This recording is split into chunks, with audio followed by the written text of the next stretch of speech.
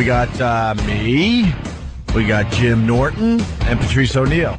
Good morning. Got to rename the show for today, I guess. Good morning. OJP. OJP. Nice. I like that. Wish I would have known you were in Boston yesterday. Me and Kenny took the train back yesterday afternoon. Could have hitched a ride back with you. I drove you back. I took a nice, easy ride in my big tank. Going down 84, then 91 in the Merit. Nice, quiet ride. Forced my girl to drive the last hour and a half. It was beautiful. Oh, your girl was with you. That means no rest stops for Patrice O'Neill this time around. No rest stops. And it was a rest stop kind of day, too. I was tired, and I was trying to stay up, and she was, driving half in the other lane. Really? Oh, because she drives 10 and 2, but you really can't drive a tank 10 and 2. No, you gotta kind of rock that. Her dainty fingers, but she did a good job. We survived, but it was a good ride. I can't let anybody drive. I can't let her. I freak out. I can't sleep in there unless it's Kenny, who I trust. But even Kenny's eyesight stinks, so I can't trust anybody else driving. No, in a couple of times, I did knock out because I was just exhausted. But the only time I would sleep was when she started telling me stories, and that was she started sharing things, and she's really into music and stuff, and so she just loves how much she loves it. So when she loves something, because she barely loves anything, but she loves music. So she's talking, and I'm trying to stay up, and I just knocked right out. It was like a dream, and I would wake up, and we was almost home. And then a couple of times when she just she didn't understand how to negotiate how heavy the truck is. And how fast she should be going behind somebody on the Merit, because the Merit is not a highway. It's like that thing is. You've been on the Merit, right? Road. It's just it's a scary road with no trucks, and I like it. No, it is terrifying because it's a lot of curves. You do a left curve into a right curve, then a deer pops out. You did the Merit, right? The Merit's horrible. And then the gas stations and stuff. You have to do an official NASCAR pit stop to get off these things. It's right. It's the scariest road. But then all of a sudden they give you maybe 10 feet to get up to speed because people are flying around curves and you got to get in front of them. Oh, it's when you're leaving the gas. You ever been on the Merit? Statistically, if you drive on the Merit every day for a week, you will die. It's an awful road. Yeah, it is. There's no lights on it. At night, it's terrible. Oh, that's right. Blackness and curving. I forgot about that because it goes through all these rich neighborhoods. They don't want the lights.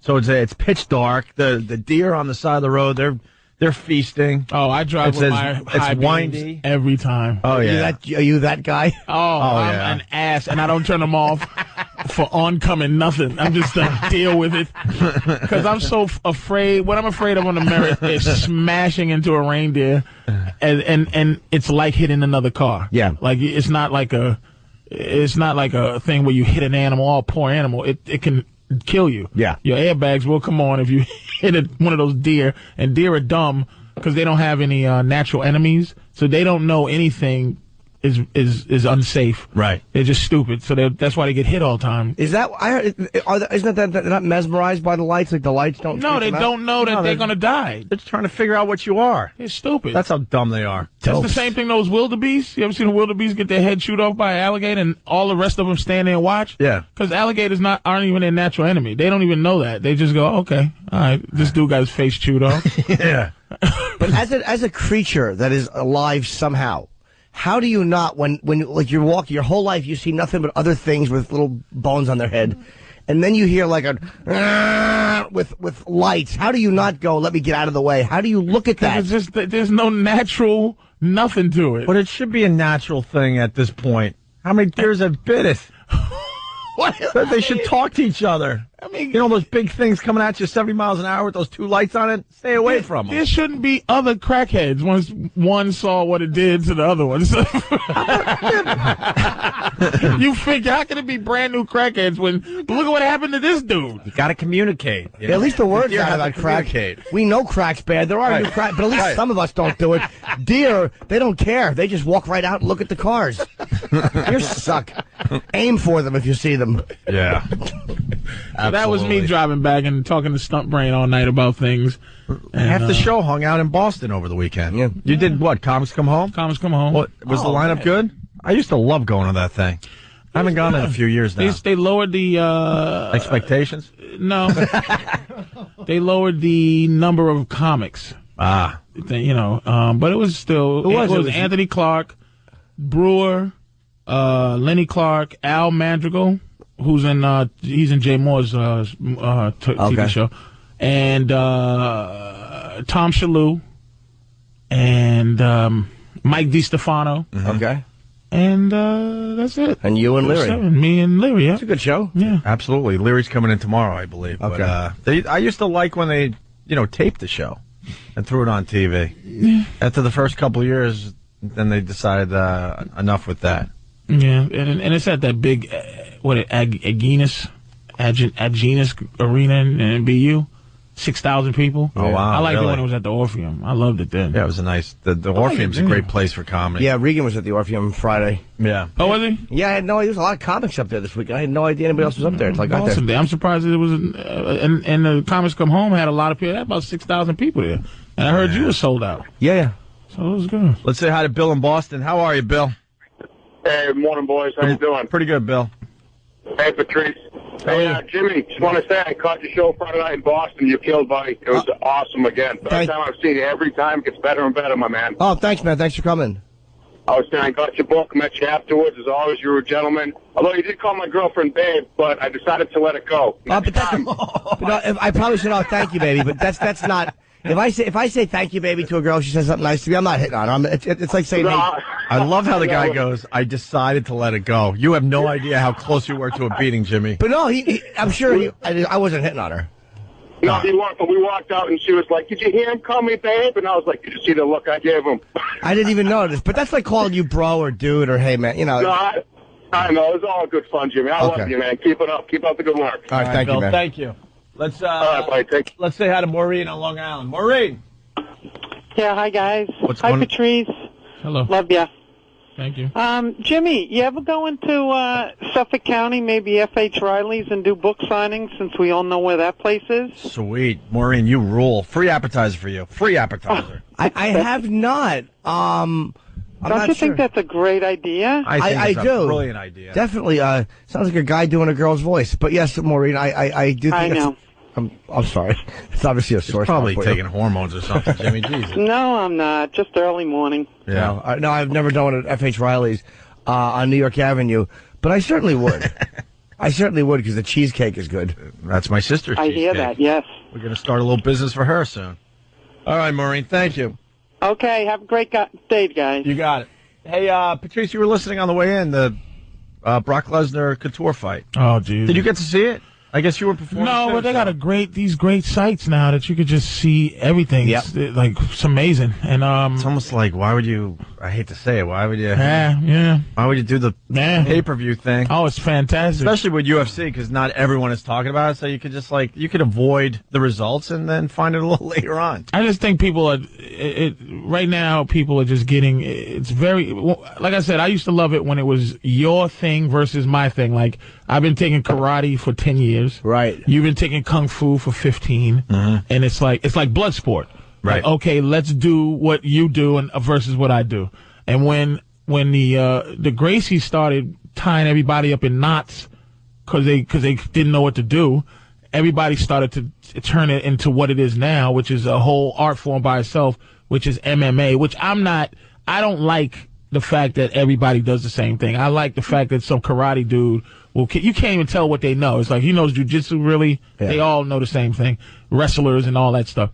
But Brock Lesnar, I'm telling you, I've been watching since he's been in it.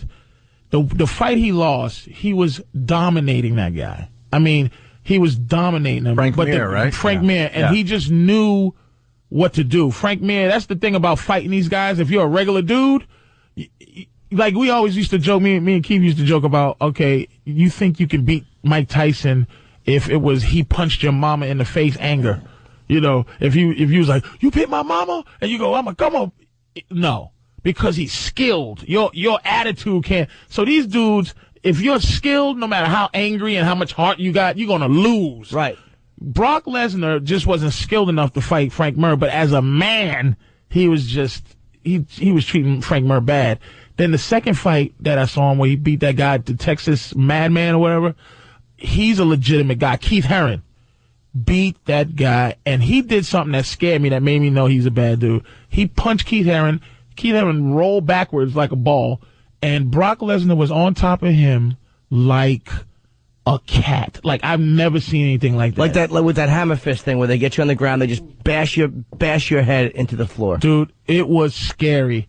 So when I heard that he was going to fight Randy Couture, and they come from the same, they're both all-American wrestlers. And, dude, I didn't think Randy could do it just because he's 44. I understand heart and soul, but he's 44 versus a 31-year-old machine. See, I thought Couture had a good shot just because even though he is a lot older, a guy like that who has seen so many other guys, it's like you said, they always know something. And sometimes I figure he's just such a veteran.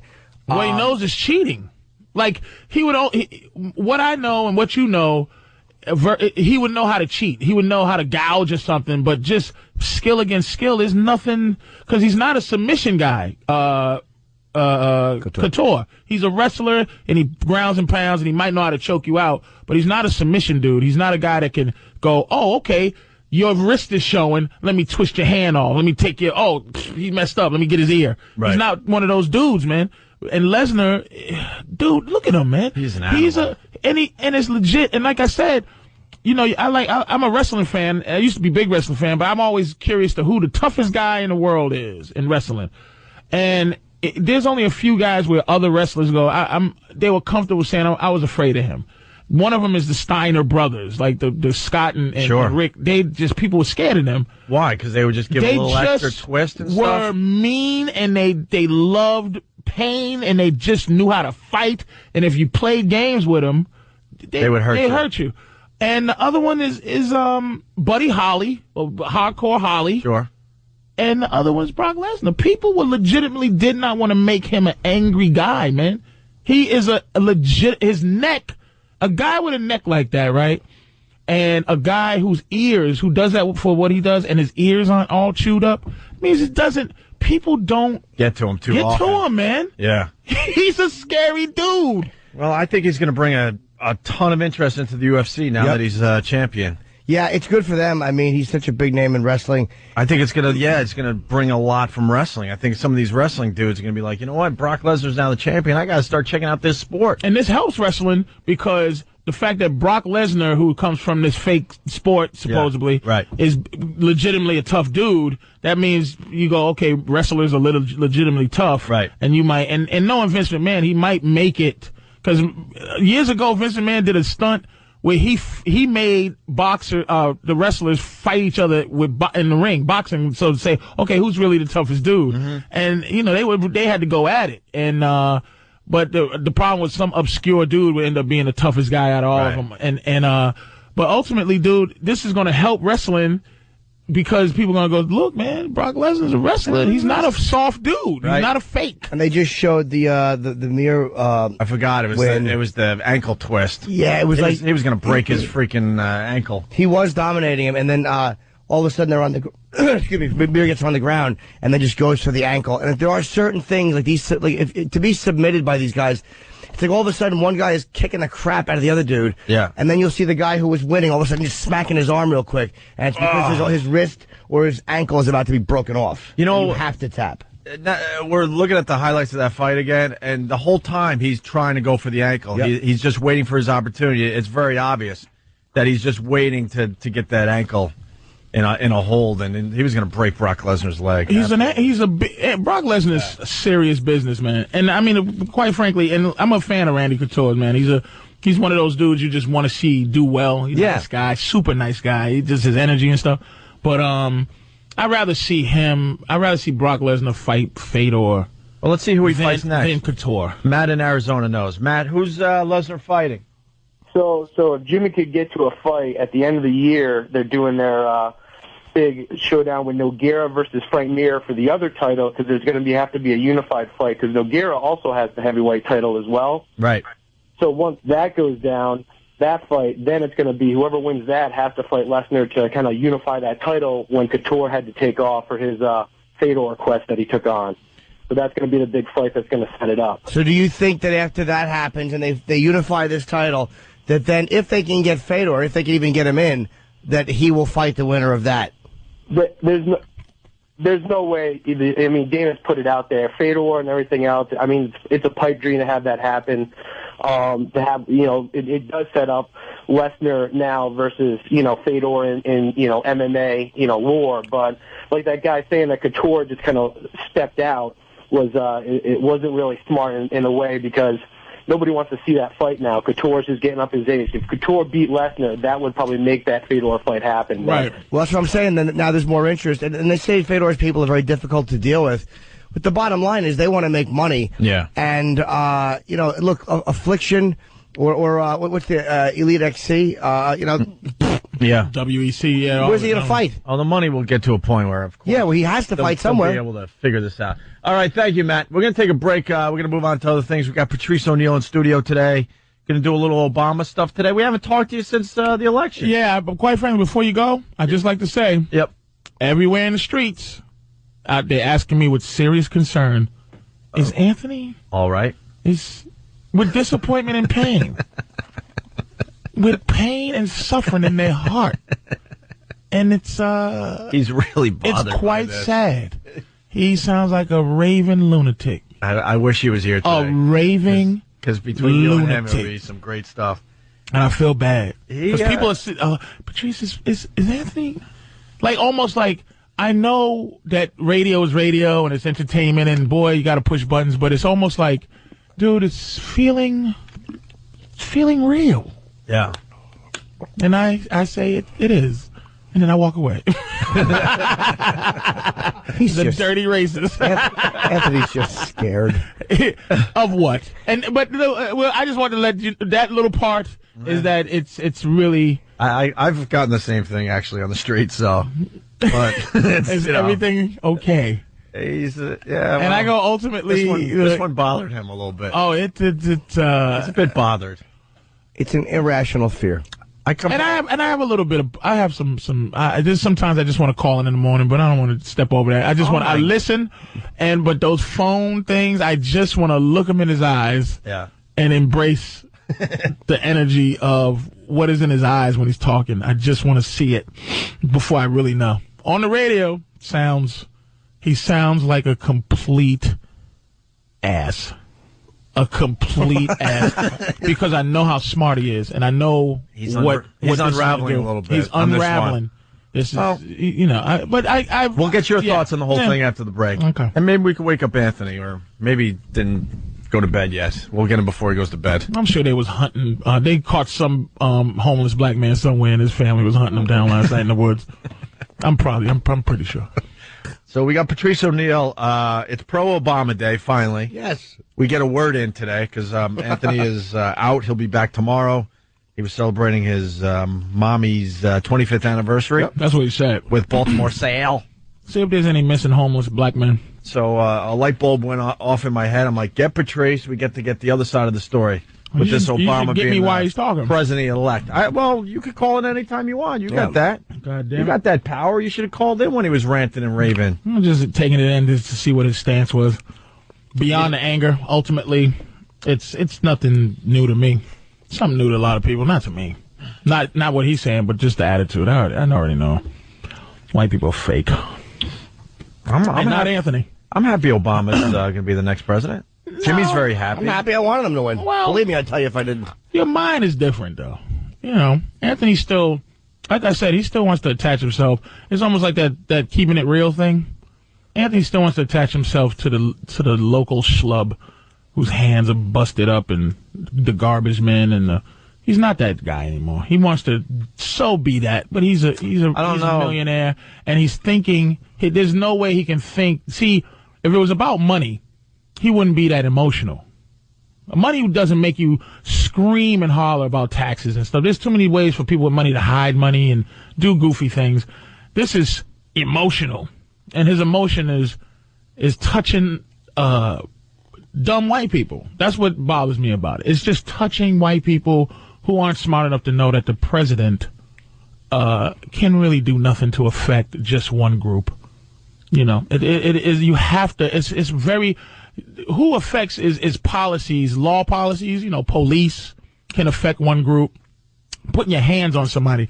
It's white cops. What are you going to do? Change the infrastructure of what racism is now? See, racism used to be, it used to be legislation-wise. You was able to be racist. See, here's the fear that Anthony has, and I heard it a couple of times with the uppity thing, is that here's some white people, I'm going to think as a white guy, and what would make me mad.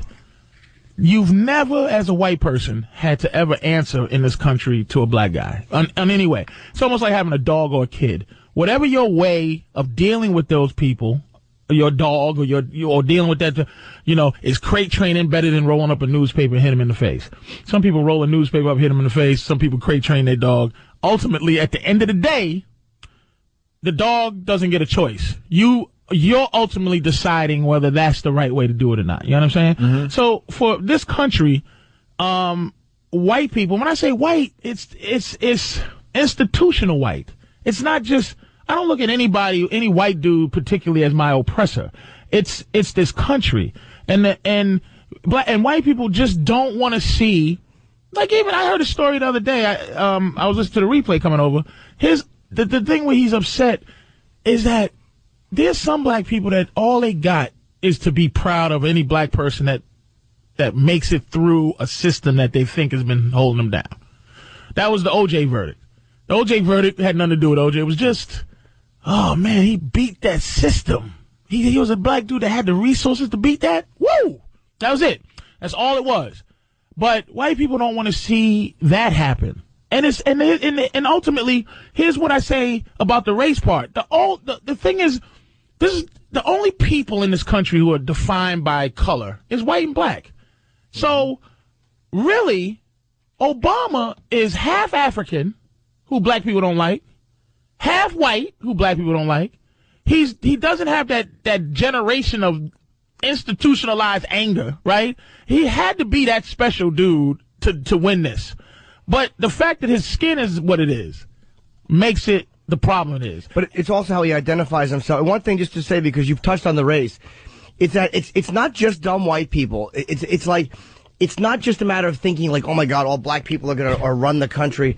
It's the fear that's happening with a lot of people. It's this irrational thing where it's a black face in a typically white office. And it's like, as irrational, like, they said a lot of black people are unhappy and can be disappointed because it's the first one.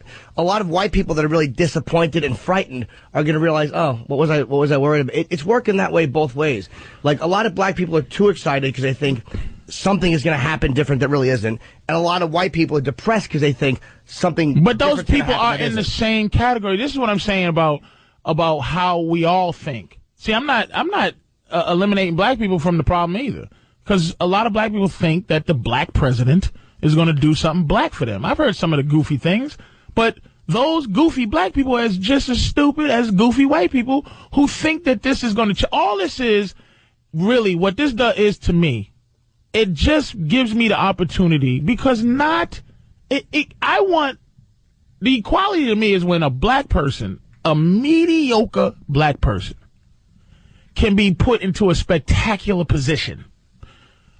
Obama had to be almost Messiah-like, the lore of this guy.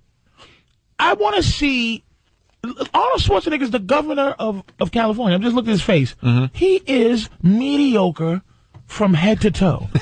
The spectacular thing that he is he was a spectacular weightlifter. He's not a spectacular guy. He's not a spectacular leader.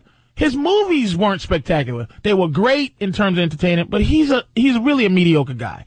It's just like a black quarterback. Right now, there's enough black quarterbacks for me to go, please fire him. Mm-hmm. There's enough mediocre black coaches to go, please fire him. The coach from Pittsburgh is a spectacular young black coach, but Herm Edwards has to go. Removed from football in terms of head coaching. What has he done, really? Mediocre. What is Herman? Doesn't know. Romeo Cromwell from Cleveland. Got to go. But that's what I want, is that the next black president can't be But if they were the all things. But if they were the only black coaches, then you wouldn't say they have to go? Exactly. That's where it gets if it was weird just for me. one and that was it, yeah. then I'd be like, hey, he got to stay. because there's not any. But my thing is, it's all a symbol for me. Because I knew what I was watching the election with my girl. My girl got a white mama, and she stands up and she goes, yes, right? And I'm like, wow, all right. And she's like, yeah, call me black now. I go, excuse me? Call me black. I'm like, what? What are you talking about? You know, my girl's half black, half white. You know how half black, half white girls look. You know, got some white things and some black things. Mm-hmm. Black lips, white hair. You know? So she's like, yeah, if you're going to call him black, you call me black. I go, what? You look like Sarah Palin, right? So I'm joking with her. Sarah Palin with a tan. She walks in the room and wets her hair so it can get curly. And say, I don't have no white people hair. I'm black. And if you're going to call him black, you got to call me black. Ah! She was crazy. So I'm sitting there going, this really means a lot to a lot of people. But immediately my mind is going, all right. But can I stop? So she would downsize the black part of her? No, because she wanted to assimilate more into the white world? No, she's upgrading.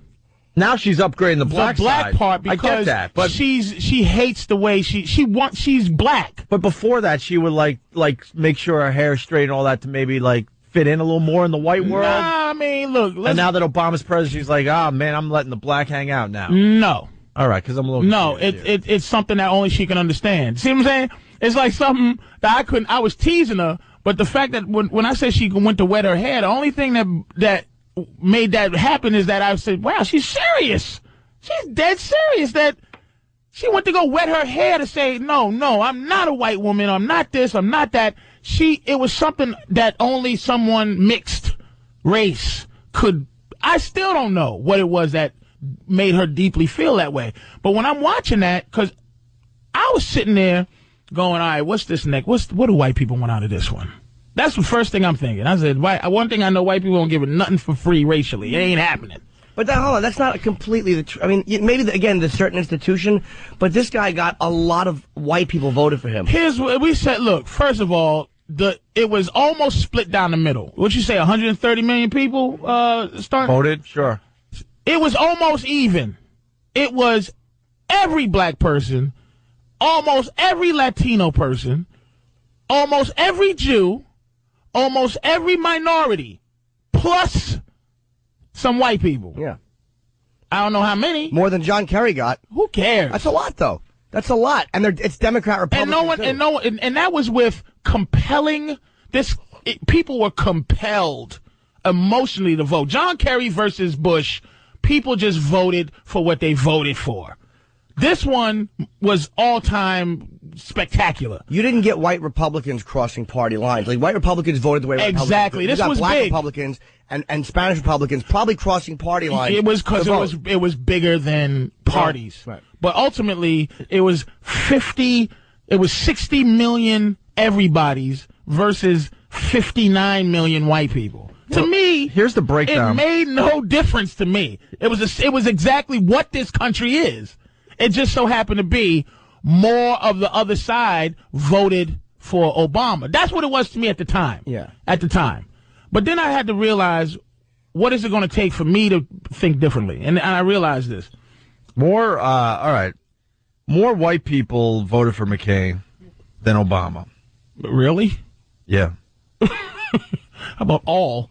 No. According to this, Obama got 43% of the white vote, right? Yeah. This is how I'm reading this. Mm-hmm. McCain got 55% of the white vote. Okay. And then who was left? Then blacks, 95% of blacks voting went with Obama. All right. And about 4% for McCain. Okay. Latino, 67% went Obama. Okay. 31% went McCain. Okay. Asian, 2% Obama. Mm-hmm. 35% McCain. And then the other was 31-31. And by the way, what was the other?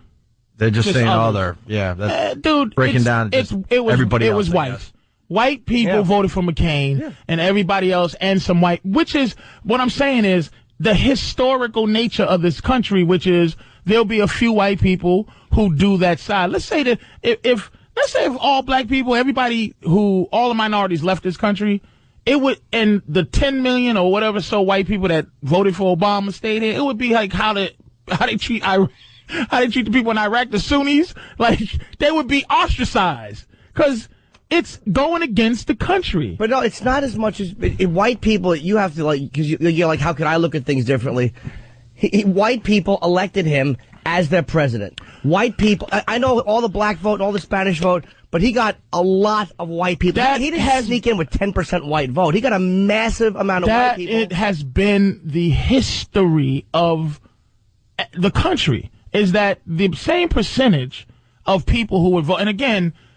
But, Patrice, you also got to understand that the white vote is 74% of total voters. Okay. Yeah.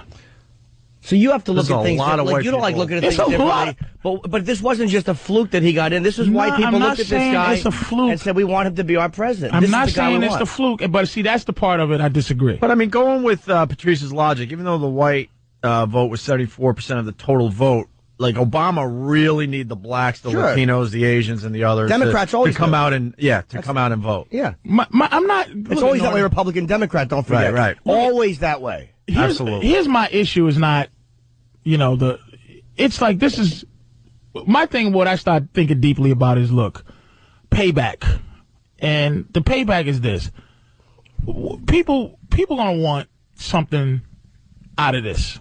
And what white people gonna want out of this is the end of racism, the end of black people talking about slavery and talking about race and talking about you look at where you've come, and that's the thing that this country doesn't understand.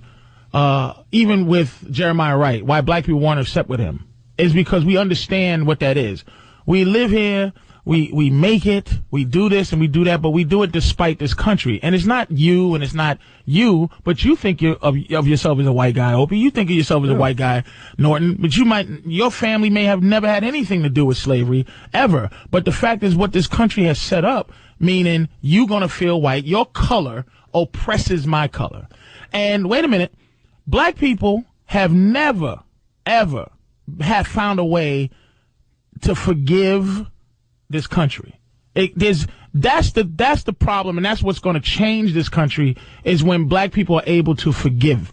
United States, there's no place to forgive. But you can't look at something like white people only voted for him because they wanted to be the end of black complaining. I mean, to put it in a nutshell. How would I ever know? Maybe some white people. But you're not saying that any people who are like, yeah, I like this guy. Symbolically, I like what it is. But I also think it's like you don't realize that white people, we're not, I'm not even just me and Opie white guys, but other white guys, we're not just a bunch of hayseeds running around going, well, we voted one in, everything's all right. No, right. No, see, that's not, I'm not marginalizing people's minds like that. Like people will look at this and go, it's a step in the right, it's a positive Do you think there are men who work with women, right, as dudes, men who work every day in an office with a woman, right? Mm-hmm. And he just wants to squeeze her boob. Yeah. Or grab her boot. And the only thing stopping him, really, is HR. Can't do it. HR. Yeah. Before HR, you got away with that stuff. That's a little pinch line. Thank you. Okay. And that's why the women in the office place, they now dress sexier because they know no one's going to touch them. No one's going to touch them. They're not buttoning up anymore because they got someone protecting them. And that cleavage is all flowing in the workplace. A lot of white people, I'm not saying all anything. I'm saying a lot of white people, racism, being a racist is the worst thing, the very worst thing that you can be accused of as a white person now. And so bad that, you know what? Even if I'm racist, I might vote for Obama just so I can make sure that if something comes down and I'm accused of being racist, that you can't call me that because I voted for Obama.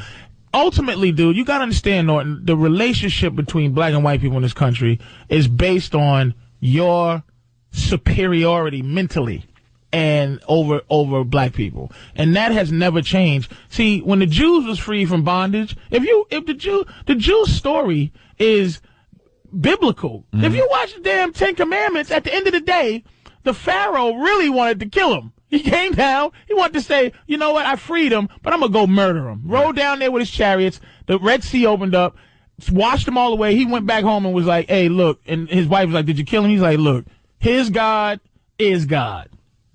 God freed the Jews.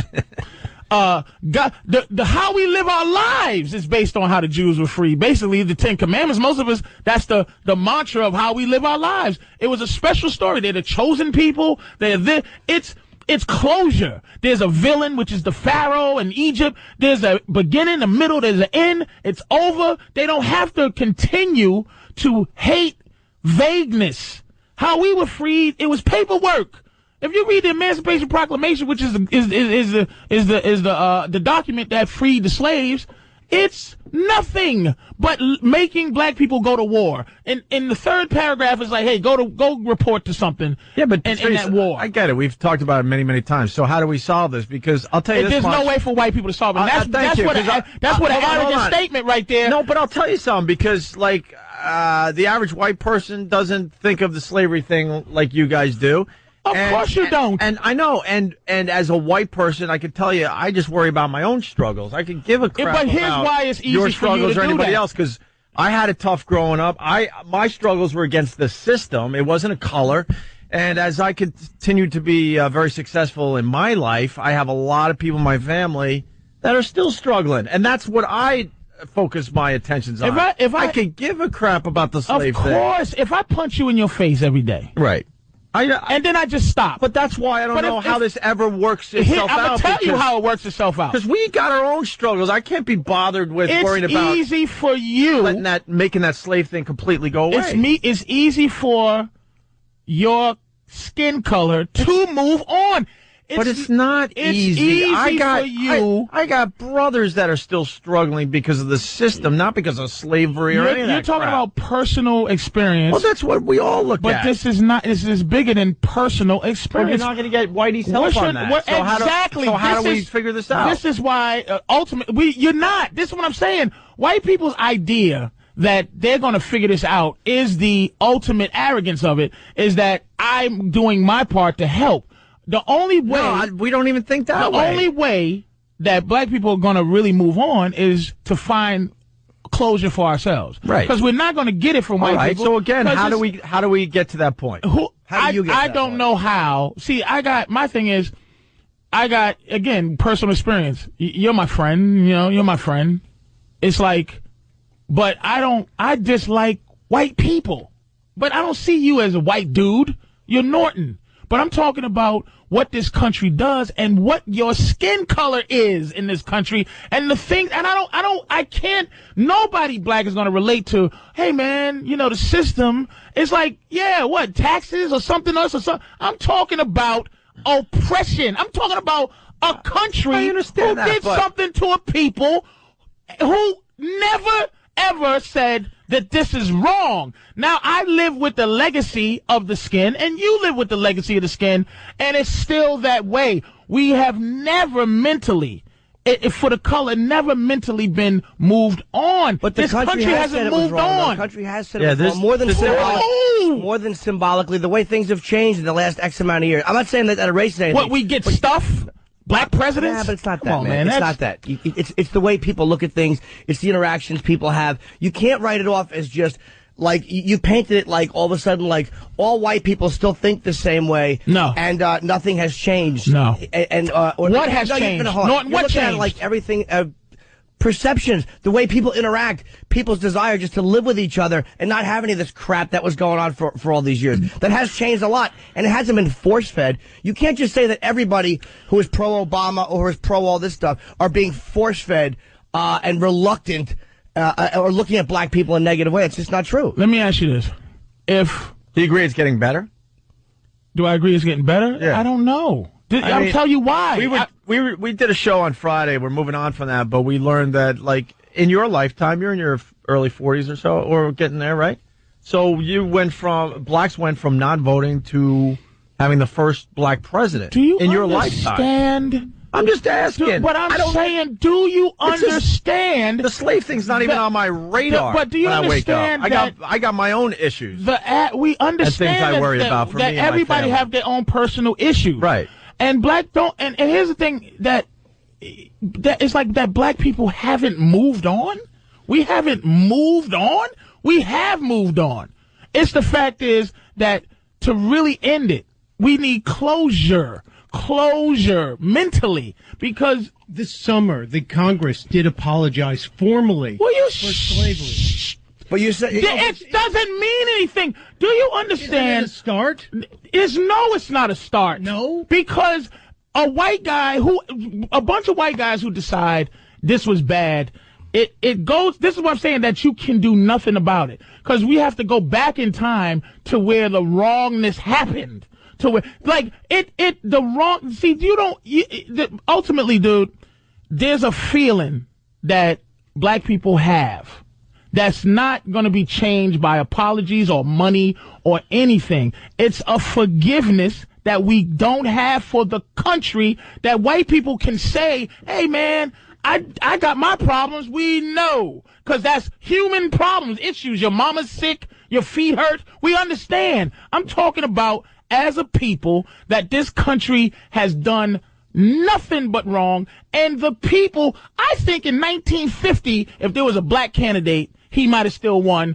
If in 1950, the Klan wasn't allowed to just beat somebody's ass at the voting booth, I think there have been enough people to vote a black president then. I don't think, my thing is the inside, how people feel. I don't care about the trinkets of just, here you go.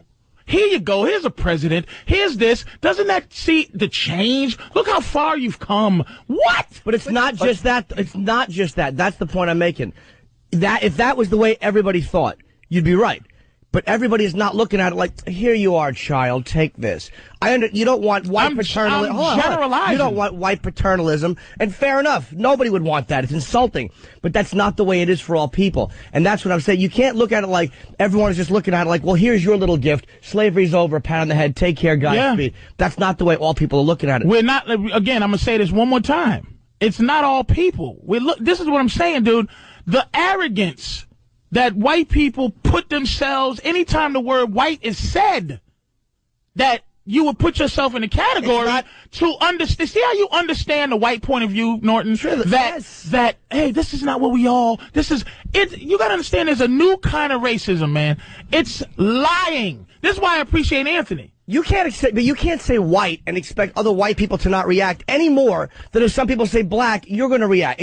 You can't paint it like where black people can react one way to the whole country and it can all feel the same thing because of their skin color, and yet you can criticize white people and of course white people are going to get reacted. But the color that we're talking about is the same color that messes with your family when you say you have your problems and you're worried about your family and things.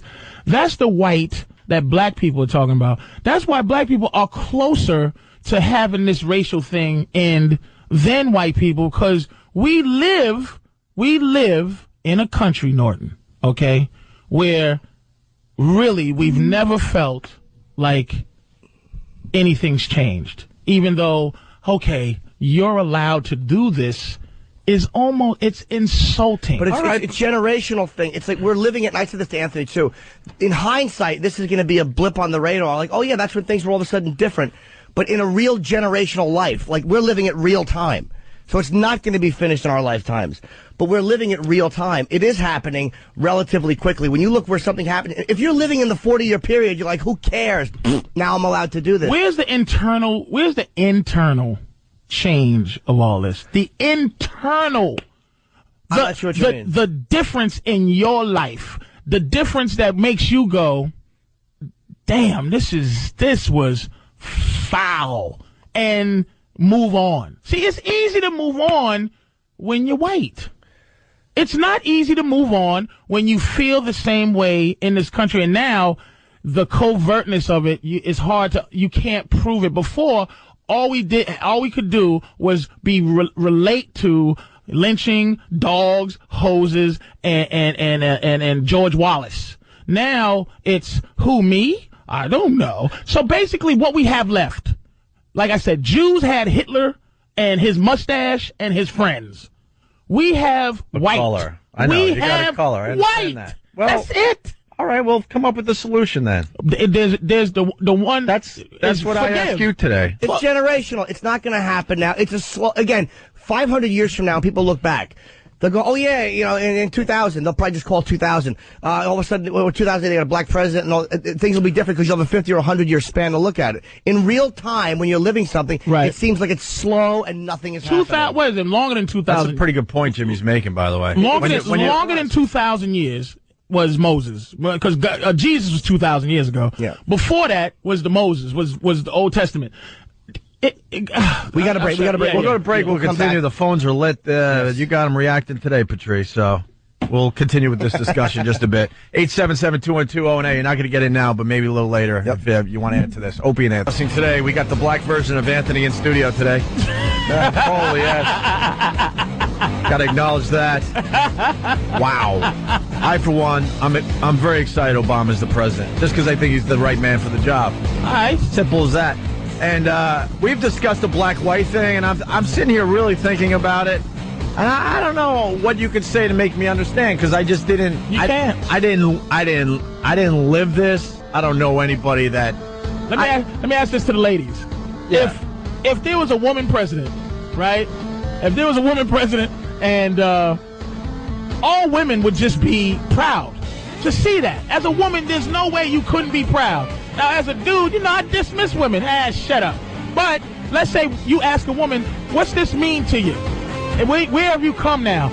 A woman will go, this is a start. This is definitely a start in the right direction, but there's a lot of things. Kind of like Jackie Robinson was Jackie Robinson. And then I say to a woman, I go, what? A start? It's done. Shut up. Abortion? I don't want to hear about it no more. You think the black president, a lot of white people are going to look at it like, all right, even Steven. Now what? Yeah. Where else? What else can you people complain about? If they do, so what? What else? But so what if they do that? What? That's what I mean. Ultimately, I don't like your wife. No kidding, man. I bend over backwards. Do you really think Whitey has it easy in this country? I know you. I know don't understand what I'm saying because you're saying that to me. But I know, yeah, exactly. Because I know you think Whitey has it a lot easier. I know that being white probably makes it easier in this country. I'm not stupid, but it's still effing hard for us too. Okay, but at least you're not me. That's why I'll never understand this, because I know the struggles that I'll say it again, that I have, my family has. I got people in my family working 2 jobs trying to pay bills. That's all they care about. Let's go back to. They don't give a crap what you or your people, sorry to say it like that, have been through. Let's go have our own problems. Let's go back to where white people in this country were different from each other. What was that about? Stonebrain, 1901? Yeah. When there was WAPs, mix, this, that, third, that, blah, blah. Sure. Ultimately, you would have understood then.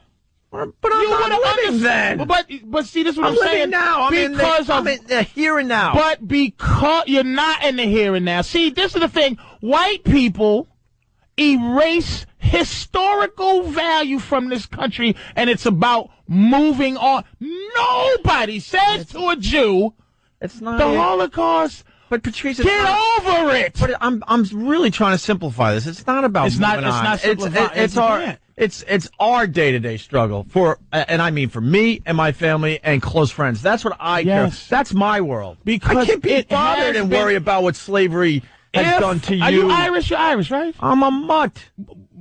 Seriously, I'm everything. Let's say if your blood was Irish, if you was purebred Irish, and it didn't go into the direction of color where Irish people kind of feel superior, Polish people feel superior, based on the color. Historically, man, the color is the issue. Obama is not a black dude. He ain't a black dude. He's black by his skin color. Do you understand what this country is? It's based on color, and it's not going to change. As a white guy, you deal with things that people deal with. What do you mean he's not a black dude, though? I'm not sure what you mean. He's not. Well, he's not like Flavor Flav. Dude, I'll tell you what. I watched D.L. Hewley's show. He's not like a Flavor Flav. He's like. That's like saying John Kerry's not white because he's not, you know what I'm saying? Like, no, it's not the same. I'm going to tell you why. Right? I'll tell you something. Black Africans, right? I watched D.L. Hewley's show on CNN. And he interviewed these Africans from Kenya. And Africans, you should have seen this interview. I got so mad because they took credit. See, Africa does not associate themselves with Black America. They go, he is the first generation Kenyan. What are you, D.L. Hughley? Wouldn't even pronounce the name right. Africans make me sick. D.L. Hughley. So I didn't even know this was going on. Yeah, exactly, because you're white. That's fine. And you don't need to know. How would we know? I don't need to know. Africans don't tell us anything. How do we know? So, how many Africans do I know? Mr. Hughley, you are here 70 generations, and look at what you did. Nothing. And look at, we import. Don't tell me to wait. We export presidents to your country. Africans embrace this as him. He's not meaning this. Jesse Jackson's son would be the black president. Now, Obama's the black president because of skin, not because of historic value. And wow, this dude is black. And I don't mean he's black like he don't have rhythm or something. The dude is half white, half African. He's seen. Again, it's all perception. He lives as a black male. Thank you. He's seen as a black male. We're saying the same thing. I know. But I'm saying is, you're looking at the internal stuff, but he is seen as a black man in this country's eyes, and this country said he's a black. They're not looking at it like Jesse Jackson's son. Right. Well, he's blacker or more black American. He's half. The country looked at a black guy with the name Barack Obama and said, we like this guy. Don't forget the Hussein part. But you know what I mean? It was like, we like this guy, we want him to be our president. And I know that sounds cheesy. I'm not saying it erases everything, but it is what it is. It is what it is, but that's what my problem is. I guess I'm being utopian about it. Is what it is to me is very scary, because ultimately the only thing that can keep slavery from happening again, I was talking to my mother like, hey, Mom, what if the country just decided to go, hey, look, we don't have enough money. We need free labor. Sorry, black folks, we got to reinstitute slavery. Now, ultimately, hypothetically, that's ridiculous. Of course it is. But why is it? Based on what is that ridiculous? Other than, it's not going to happen. But if they needed free labor to build this country up again in terms of for its money, and they said, black people, we have to reinstitute slavery. It's ridiculous. What would happen? It's ridiculous based on the idea that it's ridiculous. What are we going to do with all the Mexicans then? Exactly. Sorry.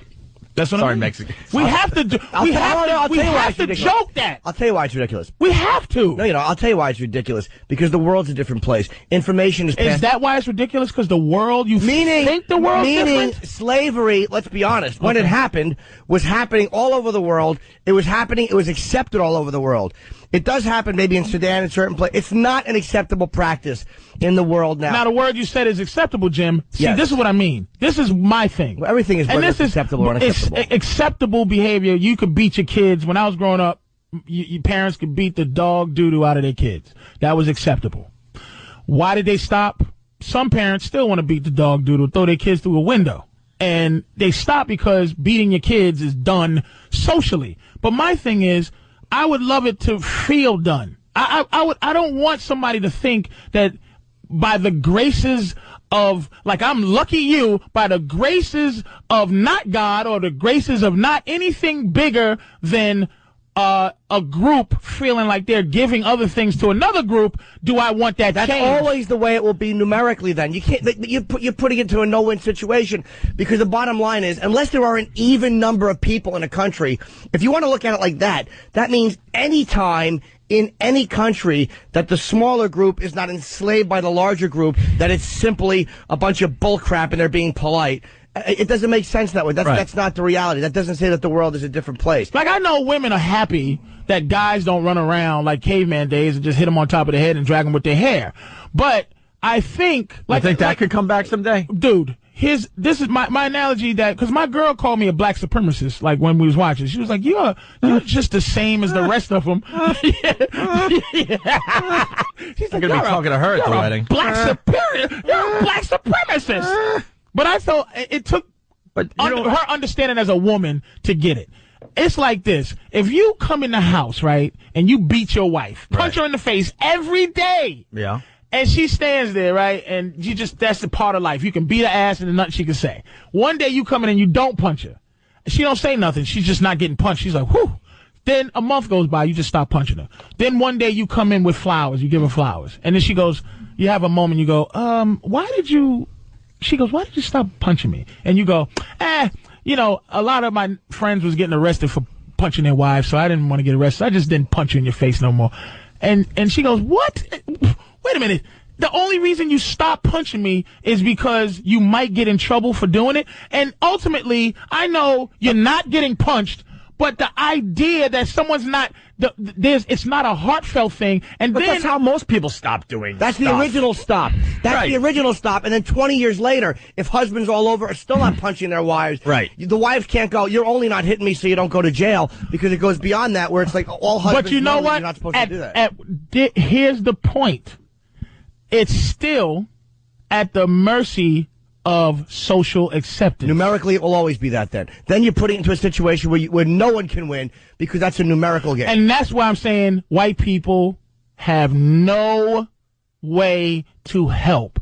It's only, and I don't know the answer because I want to forgive. And what I mean by forgive is when a white dude says, hey, man, hey, you're really articulate or you're smart. I want to go, thanks, dude. But in me, I go, what you validate my intelligence, cracker? I'm better than you. You didn't think that you didn't think Obama was going to win. You thought he had no shot. No shot. And then all of a sudden, I start reading. And then you start, okay. I remember the call. You're like, I think this guy has a real shot. Because of the electoral vote. Now, I'm very happy.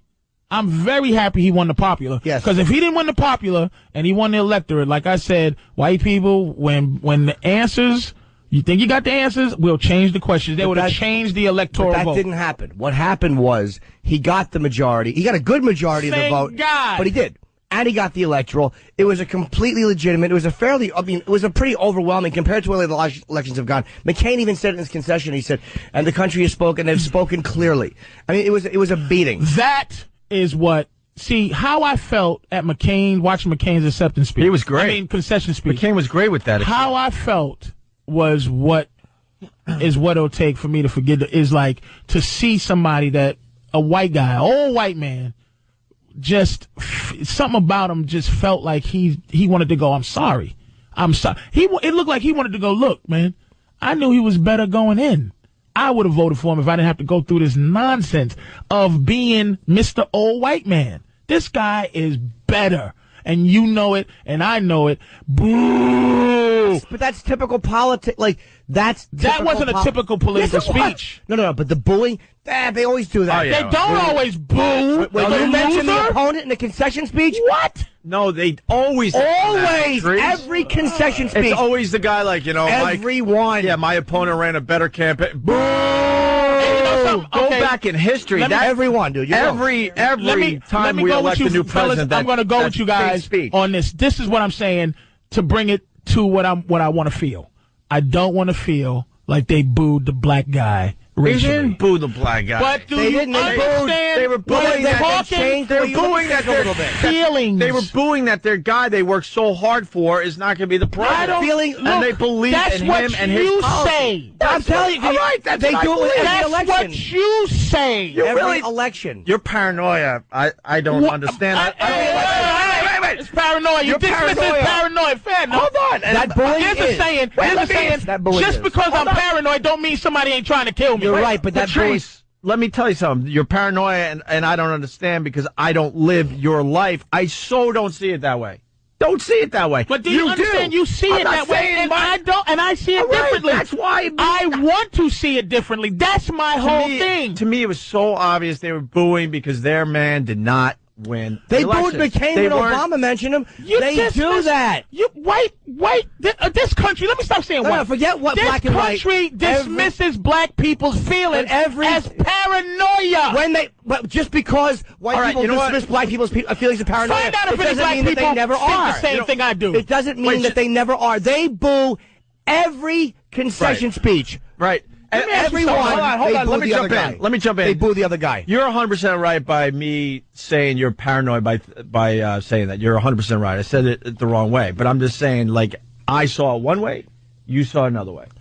But to not see that booing, to say that you're paranoid over that, you know what? Maybe that is going a little. Can we go to the OJ verdict? What did you? Real quick. What did you feel, Norton? What did you feel was going on with black people when that verdict was read we was running? I thought they were insane. Originally, because it was 1994. You're talking 14 years ago. I personally have gotten more knowledge and understand things a little better. But in '94, I'm like, they're cheering them. I did not understand and on any level where that was coming all from. did it at the same time. It was like, no one got a cell phone call to cheer right now. In the moment you look at it, you're asking what I thought about it. In the moment you look at it, I was actually shocked how naive I was. I was shocked that he was acquitted. But when you look at it like, all right, black people are all cheering for this. Too. Internally, you know, there's not a bunch of people cheering that a lady got her throat cut. It's like, that didn't make any kind of sense because the reaction was too immediate and it was too 100% and 100% this way. And then you realize, like, you know, as you get over the shock of the acquittal, because it really was a case where the guy was obviously guilty. Mm-hmm. All right, well, they're cheering. I figured they were cheering for Cochran more than anything. And the fact that a guy like Cochran out-slicked, like almost like this is what it feels like. Like, do you get it now? This is what it feels like for it to be so obvious and still go wrong. Wait, you really thought they were cheering for Cochran back then? Not in the moment, I didn't. When it was first happening, it was an anger or it was a shock, because I really was shocked that he was acquitted. Again, we've never had a trial that we all watched day to day like this. Right. This, you know, no one's ever seen a murder trial unfold so completely on television like a soap opera.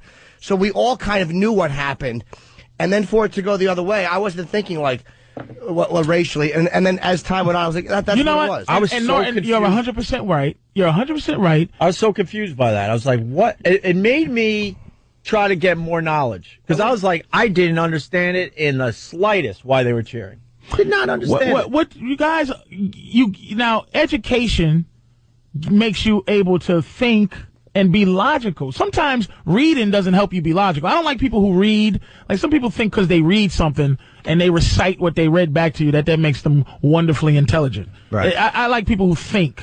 So you got your intelligence and then you went and thought about it. I tried, yeah. Because obviously what was going on that I was naive to, that the black man was being screwed over in the judicial system. I had no idea. How can white people not? I had no idea. This is how. In '94, I had no effing idea that was going on. This is how wonderfully lucky this country is. Because guess what? I read a bunch of articles after that. I went, wow, all right, this is where this is coming from. I'm not sure if I, agreed, but I'm like, okay, at least I have more knowledge on why the reaction was such. Can you believe, Anthony, I heard him talk about, he the president now, right? I heard that one. And I'm like. We laughed at him for that. It's hilarious. Because I mean, Jimmy and I live in New York. I have to say it again. You know, some of the hardcores will kill me on this one, but I am not seeing what Anthony is. Why would any white person? I'm just not seeing it. Understanding the history, which means a lot of white people don't need to know the history of this country. Don't need to know. So why would any white person who didn't know any history not have you have to read books and learn about the history of this country to say, you know what? Damn, all they're doing is saying Obama now for what this country did. That's all they're doing. They can't have that one. I don't want to get white people. Your record is 1,000,000. But I don't want to get away from the fact that you were talking about the booing, because as much as what you're saying, a lot of what you're saying is very correct, and I know it's correct. But that is like when you're looking at something that way and you're going into that extreme of it.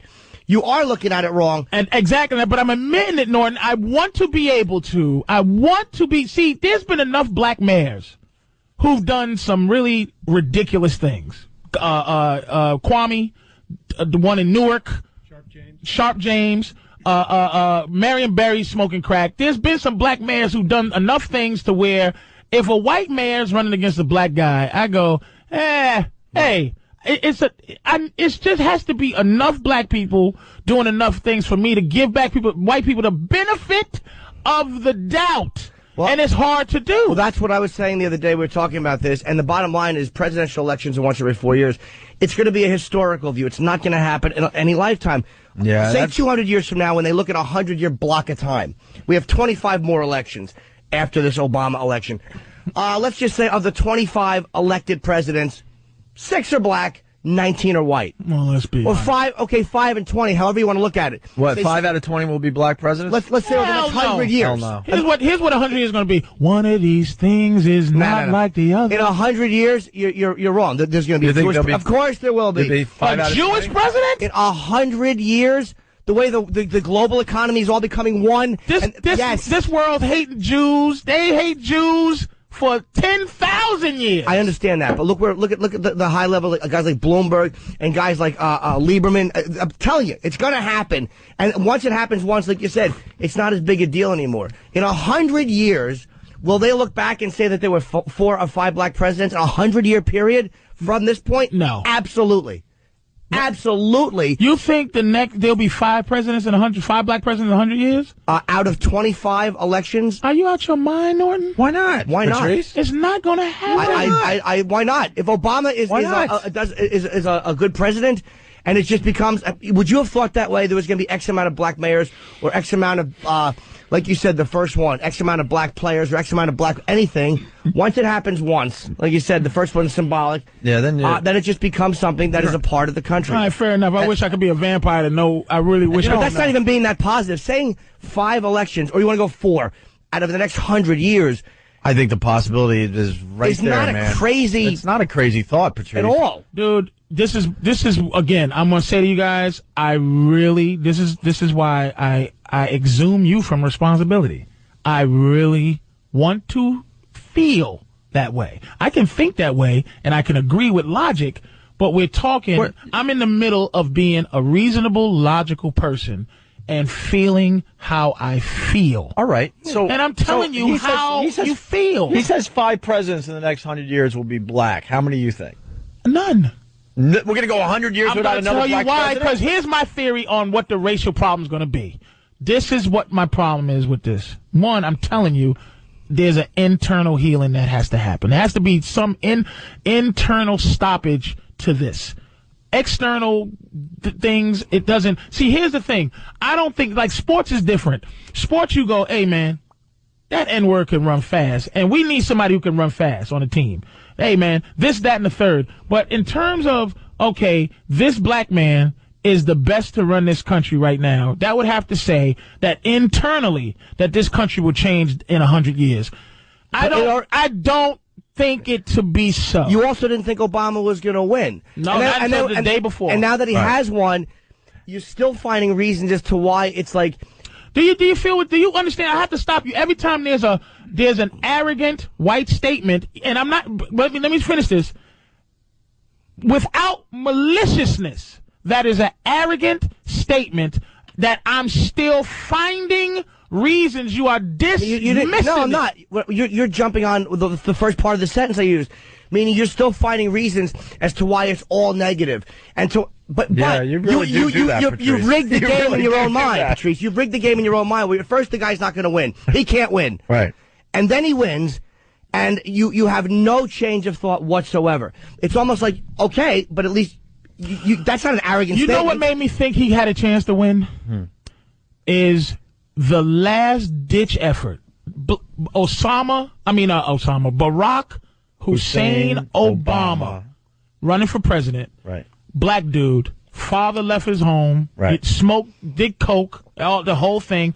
The last-ditch effort the day before, what made me believe is that white people or the Republicans thought he was going to win because his last-ditch effort was his poor black auntie in Boston. I said, this dude is going to win. The Republicans, because they got. They knew he was going to win. That I think the Republicans all along were worried he was going to win.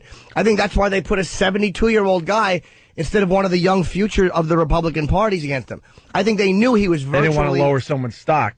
Yeah, like a guy like Mitt Romney, which is somebody who's like more stock. I think politically they realize it's time. There's going to be a black president. McCain and that moron from Alaska, that's who they throw out there. Right. I think they knew that he was virtually unbeatable, and he would only damage any young, great Republican. But when you say he threw him out there, that means, but he had to be voted to be the representative of the Republicans. No, but I still think the Republicans understood on some level that this guy, and again, I don't think anybody said, look, he's unbeatable, but I think everybody looked at Obama. You think psychologically that some of this stuff's going on? I believe I think everybody looked at this guy and just saw what he was and saw this JFK vibe he had to him and know this guy is going to be, because he has no record. Well, yeah, that hurts him because he's inexperienced, but it also hurts him because there's very little to attack.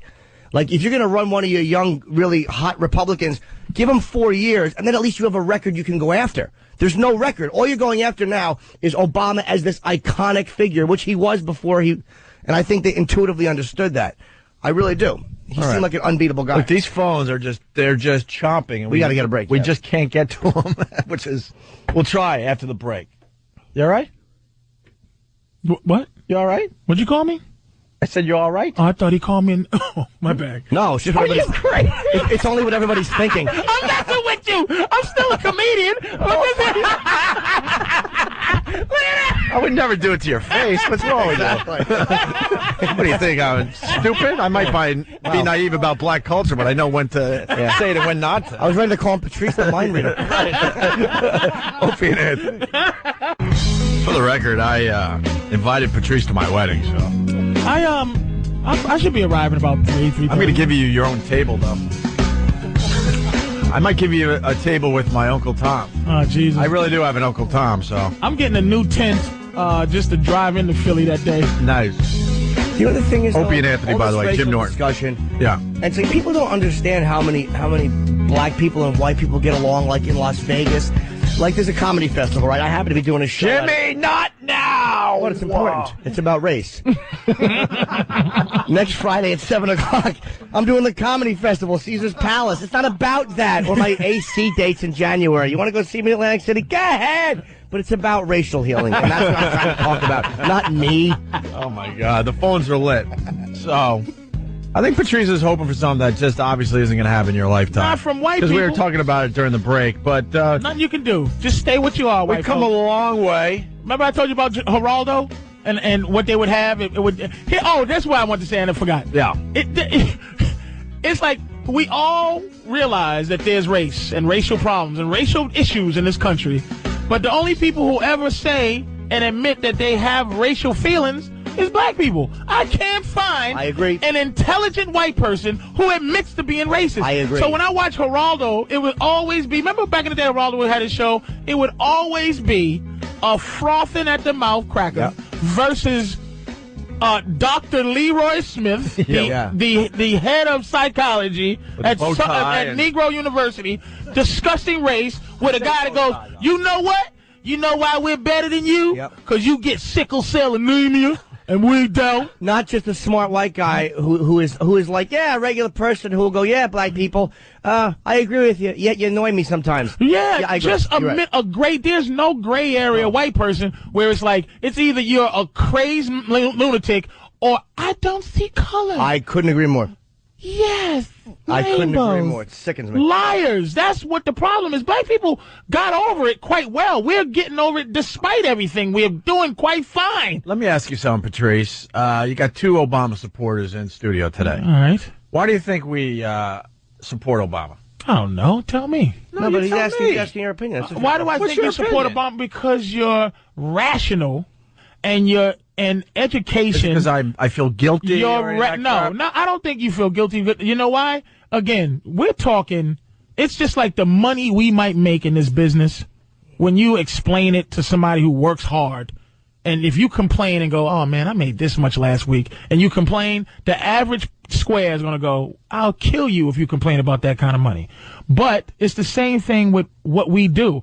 We're honest for a living, Opie. We attach ourselves mentally to our feelings. A lot of people don't have the ability to attach rationale and reason to their feelings. And that's what makes them what they are.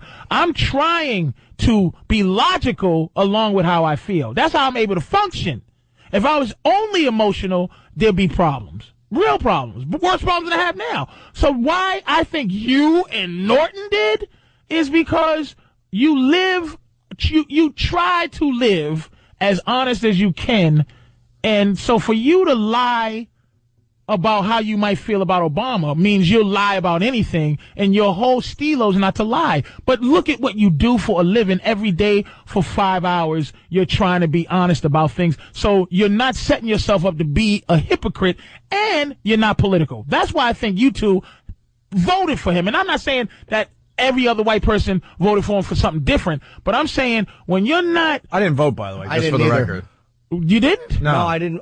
No, But you led it with, why do you think we voted for him? He means supported him. Supported him? Yeah. If you voted for him, I think you might support him because of that, because you're rational and despite whatever you might have felt, you could make a decision based on being reasonable. And I don't think everybody has the ability to be reasonable. I think more do than you think, though. You're right. Not everybody doesn't, but I think more do than you think. But I do agree with that frothing at the mouth racist. And even as a white guy, it is hard to pull out of other white people any racial feelings at all.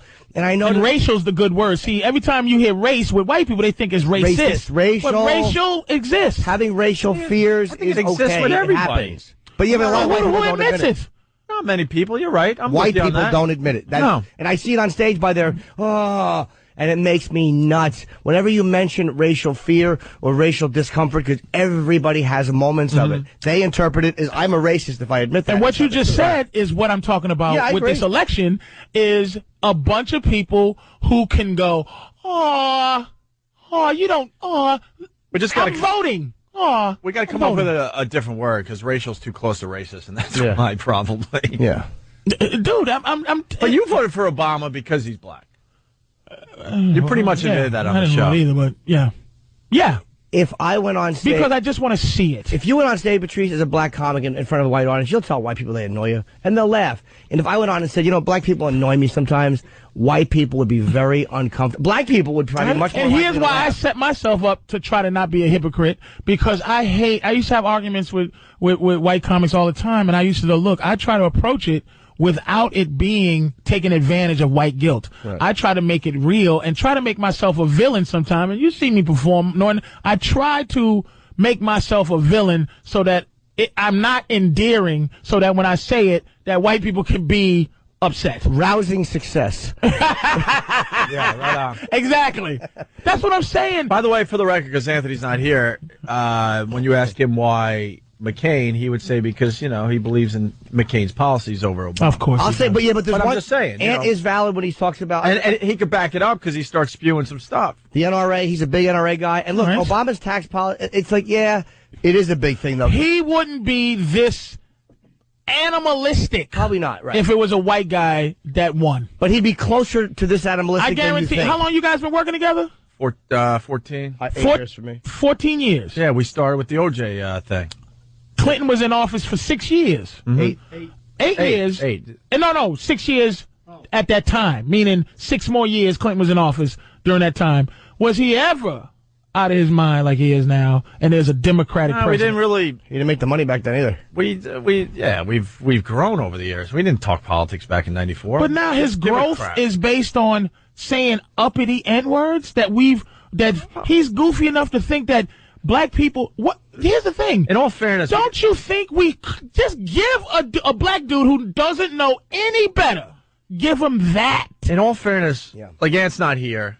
He'll have a lot to say about this tomorrow. But what we need to do is get you both in studio at the same time to really have at it. No, that's a good point. But because it's not fair to, it's easy, No, you're looking at an empty mic over there. So what the hell? I've been listening to. I understand, but we got to give him this guy, the opportunity to defend what he's saying. The uppity N-word. She bumped into me, and how dare she? It's white entitlement, but you still won't say you racist, you liars. That's a good point about if the guy is yelling Obama's president. Like, that's just. He's goofy. It's such a taunting, silly thing. Exactly. But you know what that is? Not defending that kid, but I'm going to say that the dude, he would have found any way. He would have been like, he would have said, Jesse Jackson bought new shoes. Yeah. It just is something that you can go, he's breaking balls. He's busting your balls. Right. The black president. Let me, we're going to go to the phones because these guys have been holding some for over an hour. And I'm going to do it this way, Patrice, because, I'm a smart radio show host. I could unleash. I could just pick the call. Wait, how many? If I wanted to. Exactly. So what I'm going to do is I'm going to go from top to bottom. Do you think? Whatever we get, we get. Okay. I got a stick I'll poke you with. Back. Back. Shut up. Down, boy. Let's start with Dave in Illinois. Dave, what's up, buddy? Yeah, hey, how you doing, man? Hi, Dave. Good. Patrice. Yeah, it is. You think that I'm getting the vibe from you that. It's the same vibe I'm getting from your voice, by the way. All right, give him a shot. I'm gonna give him a shot, but you can. I already smell it. I'm not stacking the deck. We're going from top to bottom. Let's go, Dave. Do your thing. No. What I'm saying is that you believe that any white guy that voted for McCain and they were against Obama had some kind of racial undertone for doing so. You know what, Dave? You believe that? Dave, let me ask you a question. Why is that? Dave, let me ask you a question. I said in this room, I don't want to feel that way. But I do not think that was the case, and I really don't feel that was the case.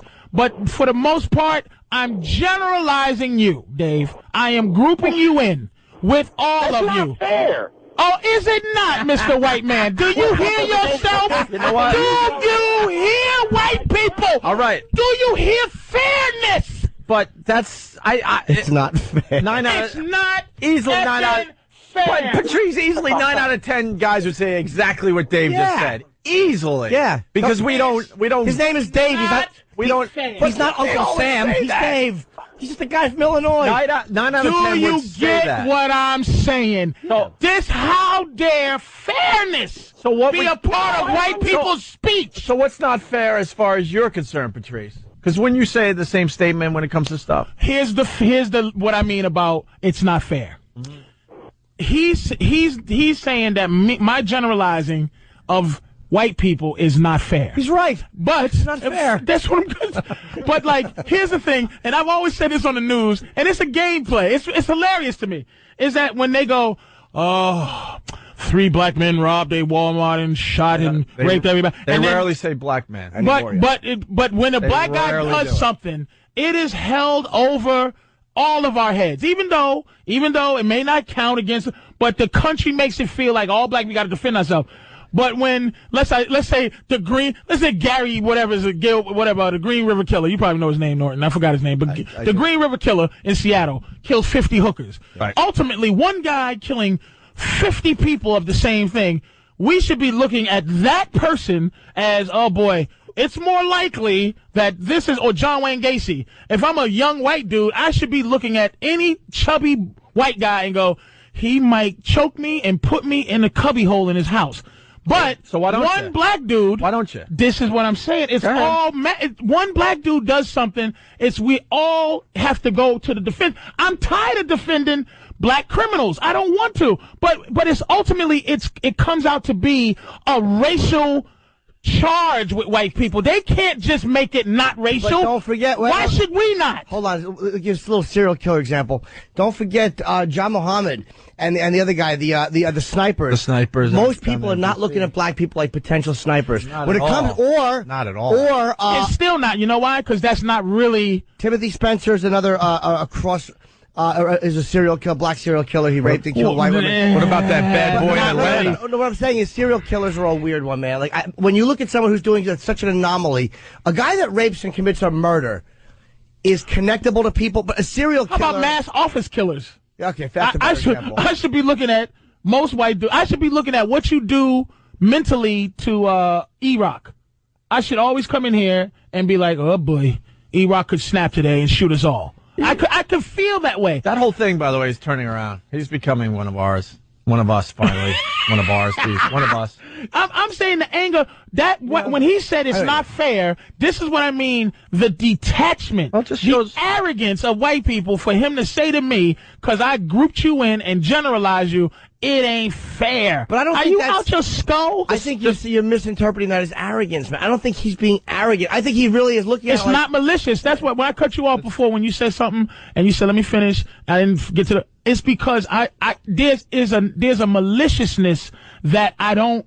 One thing I'm going to say, not all white people are maliciously racial. But that might not, but just because... It's a condition. But you can't just say that because he's not being malicious, he's still arrogant. He might not be arrogant. He might not be malicious or arrogant. Yeah, I agree. You're not separating, you're not breaking it down enough. You're saying that whenever a white guy feels something isn't fair according to race, right, or says, hey, that's not kind of cool, he's being arrogant. I wish I could look at white guys' plight and go, the plight of the white man. Not even a plight, though, but just a guy going, hey, man, that's not fair that you think that way. Look at racially, the tipping of the scales racially is not based on black people's relationship with white people. It's based on white people's relationship with white people. It's a civil war between N-word lovers and racists. Like, it's the right and the left, and white people are always discussing how we feel. That's what I'm saying. We, in this country, we're like dogs to this country. We don't have our own feelings. We don't know how to feel. We don't know how to rationalize. We're just crazy. Calm down, paranoid, crazy black man. Let us figure out your problems. That's what I'm saying. It's not malicious. It's just what white people are. Arrogant. They don't want to hear it no more. That's all it is. I'm telling you, being from where I'm from, what I know is covert, non-aggressive racism. The racism you cannot prove. And that's what we living with now. That's why I'm saying all of this is nonsense to me, because I don't feel anybody change. That's all I'm saying. All right, so where does the line go between racism you can't prove and covert racism, institutionalized racism, which I agree with you, it exists. I don't. It's like everybody feels Bill O'Reilly's a racist. But can you prove it? But where does that line end, and the line where it's like, I'm black and I'm misreading this? Mm-hmm. Almost like there is a line where you're black and you're misreading something. Okay, give me an example of you think that black people just misread something about how white people feel. That booing right there was a great example of misreading the. Had I not seen that in every single concession speech, I would have thought, my God, they're booing this. Like, that was. And that comes from education, and I wasn't educated on that issue. I took it as how I felt at the time, right. And watching McCain, and what I said, it had a lot to do with McCain. The way he said, the way he looked, it looked like he was like, don't do this. It didn't look phony, like this is what he's supposed to do. It looked like a disappointed man in that reaction to the people that represent him, because it just wasn't right. I think when he saw them booing, it was almost like, nah, don't do the typical thing now. Not don't boo like that was the typical thing. Yes, to boo. Don't do that now. Don't do what we always do. I think he was, not now. This is a bigger thing. I think he was playing his role in that whole thing. I think he appreciated that people were booing. No, I think because McCain still believed all the way to the end that he was the better guy. I think he's too genuine. So when you got your supporters going boo, I think you're up there going, oh, that's kind of cool. I felt that guy on his concession speech. I did too. Dude. I felt that dude. And after felt like when he finally got to really say what he wanted to say, it was a great speech. I really we got to go to the phones. These guys are killing the talk. Let's go to Eric in Cleveland. Eric. First off, I got to tell you, I'm black. I didn't vote for Obama. I felt that Obama was bad for the country. And I got to tell you, Patrice, I'm ashamed of you even being black with me, simply due to the fact that I am listening to you and this garbage that you're spewing out. We're Americans first. We're Americans first. And I understand that people have gone through a lot of hardship and a lot of agony to get to where we're at, but everybody has. Chinese, Irish, Italians, black. We all have gone through something. Our job is basically to get there and do what we're supposed to do. Can I tell you something? I'm going to tell you something right now. White people think you're hilarious. White people are like, who is this goofy guy? Your white wife and your white friends. Let me tell you something, man. Let me tell you. I will tell you this. You said you're ashamed that I'm black. You're ashamed of how I feel. You're ashamed of how I feel is what you're saying. What you're saying is you're ashamed. As a matter of fact, you insulted me to get your point across, and I'm telling you, I'm sharing my feelings with you, and you haven't even shared a feeling. Do you feel like this country's racial? Do you feel like this country's racial? You're one of these black people. Let me tell you who you are. You're a black person. You're a black person who doesn't eat watermelon in front of white people. Patrice, that's who you are. Let him answer. That's a good question. First off, you are right. I don't like watermelon. Exactly. You don't like nothing that makes you think that you're the black way that white people present you. Are hypocritical. Hypocrites. Who's hypocrites? If Obama was a black Republican, he would have never got in. That's an absolute lie. Colin Powell would have been the president. Matter of fact, when I heard, I'm going to tell you something. Colin Powell sound more presidential supporting Obama than Obama did. Like an idiot. He sounded like an idiot because all he could say was that Obama was black, and that's why I support him. Not on his ideas, not on his concepts. And so we decide that this country is far more important than our whole race aspect. I love this country. I love this country. I want that guy to, Patrice asked a good question. Patrice, you asked this guy a good question. I didn't hear his answer about what do you think is racial about the country. I would like to hear his response. I didn't hear that. What was the question you asked him? It was something about what. Yeah, do you think this country is racial? course, it's racial. So that means but you sound like you've made it despite the racism in this country, correct? Like every other race. Like every other race. Every other race. As including myself, that I make it despite how this country treats us. I'm not saying that this is an excuse. This country treats us like garbage, dude. And for you to say it doesn't, does this country treat black people like garbage? Everybody like garbage. Really? What white person got treated like garbage historically? But that's where I'm at with this guy. We all get treated like garbage. Historically. Hold on, let him answer. I want to hear let him answer. Everybody's being treated like garbage, and I'll tell you how. I agree with that, man. You see it in the line, people standing in for food stamps, and you know what? Those who make it, make it. Those who don't. That's the American way. Dude, you're allowed to feel like that, but I'm gonna tell you, you've never had an experience. You've never had an experience to have you realize that. That's where you are so wrong. Wait, how is he wrong? How is he wrong? How am I wrong? How is he wrong? I'm your age. What happened to you to feel this way? I have experienced racism to the utmost. But what have you experienced? Make a difference. What have you? And do you understand how you're sounding? You're not being honest, man. You're saying the goofy. You're talking for white people. But you have no stand against a black man who has equal intelligence to you, who's experienced what you've experienced. I asked you a question. What did you experience? What? And I understand that every... Eric, answer the question. What have you experienced? Answer the question, man. Answer the question. Yeah. Good. I started high school my elementary school to my junior high school years were all in an all-black school. My parents moved to an all-white neighborhood. I was the third family in an all-white neighborhood in the late 70s, early 80s. I experienced racism. The N-word was used every time that I went around. I did everything in my power to compete with them on their level, on intellect, on the levels of athleticism. Same thing as me. And guess what? Same thing. Right now we're not different, but go ahead. Yeah, how were you able to move on from all that? Because Patrice can't move on from any of that. Do you think that this is? Can I answer? I'm not saying. Hold on, Eric. Excuse my interruption. This is a white guy on the outside. This to me sounds. Are you think this is a black guy who is not in touch with his anger or rage at what? I mean, of course not.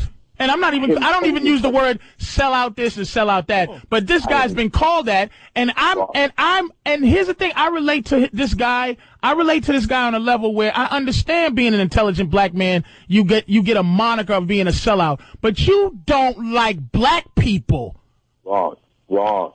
I love black people. All right, we can continue. But you know what? I've also learned to love other people too. Me too. Because of that, I'm able to see the world as a complete whole and not as an individual. And that's why I don't think I'm bothered with it. White people don't even follow you, man. Well, sure. All right. That was interesting to hear, though. Yeah, Patrice, just let it go. Yeah, okay. Let it go. I really want to just you gotta let get it go. over it, man. For your own health. You got, just high blood pressure. I'm very over it. I'm over it despite the situation. That's all I'm saying. Just let it all go. Spewing garbage. Shut up. We need you to just be shut up with your white friends around clapping you. Yay, you dumbass. I'm getting you a meditation class for See, that's why we like Byron. You're an idiot. You have to You know how many white friends I got, you jackass? Very few. Well, you know how many white people I claim to have? You know how many white friends I think I have? You know how many white comics will do a gig with you to split the driving costs? We should do a secret ballot. You should write down all the white friends you have, and then we'll go to those people and see if they're actually friends. I don't even want to know. I know when it comes down to it, they'll run for their lives. But there's a few. I wanted to be your friend, but you don't invite me to your damn barbecues. And you go, you wouldn't go. Yeah. So you don't give me the invite. So what are you going to do? I'll invite you next time. Oh, well, boy, thanks for throwing me a bone. Hey, there you go. Black president. Whatever. Oh, now it's okay to have we got to start somewhere. I'm going to start with inviting you to a barbecue. I'm moving on. All right. I'm moving on like my friend from wherever he is with all his white friends. Eric from and Cleveland. He think he's loved. Well, we did good there. We took 2 phone calls. We have 20 on hold easily. Opie and Anthony. Listen, I promise I'll shut up. Where are you, you plugging anything? I'm at Comics December 26th, 27th. Oh, Christmas. Why? That's a great weekend. I mean, especially if you're gearing up for Atlantic City the month after. What? Patrice and I together. A month. All right. Ain't about me. It's about us. Yeah. All right. It ain't fair. All right. More phones right after the break. I'm just mad today. Opie and Anthony. I'm mad because we couldn't talk movies with Patrice, video games, sports. This was all encompassing today. I have a question. But good radio. I have a question yes, for Patrice, too, as a black man. When do you know, Dr. King was always a hero of mine growing up, Martin Luther King. When is his birthday? Yeah. Birthday. Yeah. It is in, it's in January. Yeah. January what? January 20th. No. Nope. And what do you do to celebrate his birthday? Yeah, what do you do? I beat white people. Well, I hose them. You know what I do to celebrate? I always do this. I perform in Atlantic City. It's January 15th is the great doctor's birthday, but the 16th, 17th, I perform at the Borgata. That's how I celebrate Batman's birthday. I gotta tell you got me too, man. You got me too. Wow. Thanks, Kenny came in and told me it's Martin Luther King weekend. Wow. All right, thank you, somebody. Oh, your acting was really good there, too. Anthony not here today. Fair to say, Anthony will have a few things to say tomorrow. You might want to wake up early tomorrow. I won't listen. I'll just let it happen, and then the day we're in together, we'll hug. I know you guys will be here together December 1st. Okay. So that's going to be a big day. I'll talk a fight to end all fights. I bet you it's not as big a fight as you think. And I hope not. I'll have to be the codependent one. Because we've had these conversations before. It's not a big deal. It's just now with great racism comes great responsibility. He has too many of these crazy crackers saying things like uppity. And anytime, white lady, you're in the mall at Ross Clothing buying your crappy belt and your nasty plastic shoes, and you bump into a white woman a black woman in the same store, she's not being uppity. She's the same broke idiot as you. So please stop thinking you're better because you're white. You're not. Let's say hi to Sean from Brooklyn because of the discussion. He's a black guy. Just so people know what's going on here. Sean, what do you got? What's going on, guys, man? Hey, man. Hey, Jimmy. Hi, Sean. And what's up with the other dude over there? Let me tell you something. I'm a black dude. I'm a real black dude. Yeah. I live in East New York. I don't live in Hollywood. I'm not a comic. I work 60 hours a week. For dude to get on there, Patrice I'm talking about, and to say that Obama is not black, he's half African and half white. Yep. I got news for you, dog. Check this out. Every black man in America is half African and half white. Where they get the slaves from? No, they're not. No, they're not. Where they get the slaves from, You're talking. Here's the thing you're doing right now. You're being emotional. You didn't hear what I said. No, I heard exactly what you said. That he's black in this country because of what? Because of his skin. Exactly. That's my point I made. Am I lying? You're not lying. So what are you upset about? That he's not a black man. No. See, here's the thing. Here's the thing I can hear from you. See, the thing is, by what you're saying, about how you qualified yourself by saying you're a real black dude, right? This is our problem. We qualify ourselves as real black, real this, real that, by our experience and keeping it real and this. Your voice is not the same as the other dude, and your voice is not the same as mine. Dude, you from East New York. I hear it. You probably don't play games and the whole thing. You're not a comic. And really what you was doing in an emotional way is you was insulting me. Yo, I'm not Hollywood. I'm not a comic. You dismiss me. This is our problem, is that we can't be different. We can't be different and be the same. What I'm saying is, when I say he's not black, okay, I mean he is not, it's not a generational thing that's deep in him, because we've been locked up in this country since 1619. Let me tell you, Africans don't give him to us. Africa thinks that he's theirs. They said that they export presidents to this country. They disrespect black people. They don't look at us like that. I'm telling you. Patrice, when I said a real black man, I mean a real N-word, okay? Right. And I don't know if I can say it over the radio. Hold on a second. When I say that, I mean that, bruh, I work 60 hours a week. You hear what I'm saying? I hear you. I work 60 hours a week. I work on the weekend doing a little bouncing job at a little Mexican club. I got my granddaughter because my son is on the street right now talking about he's on the grind so he can get $600 Prada shoes. I'm the same age as you. You understand what I'm saying? Okay, I'm here. So my perspective is going to be different than yours. Just because you got money, I don't think there's a... Oh, I don't got no money, dude. I don't have... See, wait, no, I can't wait a second, because you think something of me that ain't true. I don't have no money like that. You missing the whole point. All right, what is your point? I'm coming from emotional. What I'm saying is you can get on there and you can talk ha-ha funny jokes and that. Did you feel like I was being ha-ha funny? See, this is what's going on. I'm going to tell you what's going on right now. And it's our problem. This is our problem. What's going on? Oh, you going to let me say what I got to say? I'm sorry. But I'm saying, how do you throw in, you're insulting me, right? But then you want to keep going. I can't retort. I can't get in there. You dismissed me 4 times already. I don't have the money you think I do. Let me tell you how easy my life would be if I smiled and shucked and jived and felt and didn't tell people how I feel. Or we're just nice. You understand? That's what it is, dude. I'm telling you, all of this keeping it, all of this thing where, I'm a real N-word and all that. What does that mean? This is what I'm saying, dude. Everybody, we're all qualifying what black is. When you ask the other dude from Cleveland, what racism have you experienced and what makes you different from somebody else, like I said. Okay, what is the point? So what you're saying is I'm crazy for thinking that this country's racist?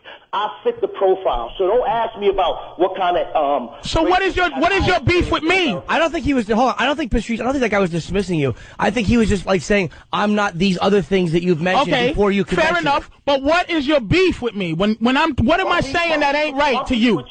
My beef with you is for you to say that Obama is not a black man, that he's an African. Yes. African and half white. Bruh, but you got to understand my point. What's his name? Brought over here and Troy? Sean.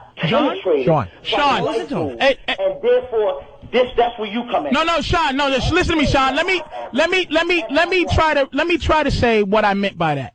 Okay. What I'm trying to say is, and I could have said it wrong, that the country is so racial and so racist that anybody black will be black by their color, not their experience. It's just the fact that black people are black because of our skin and white people are white because of their skin. I'm saying that not that he ain't no real brother. I'm saying the dude is first generation African. He's not you.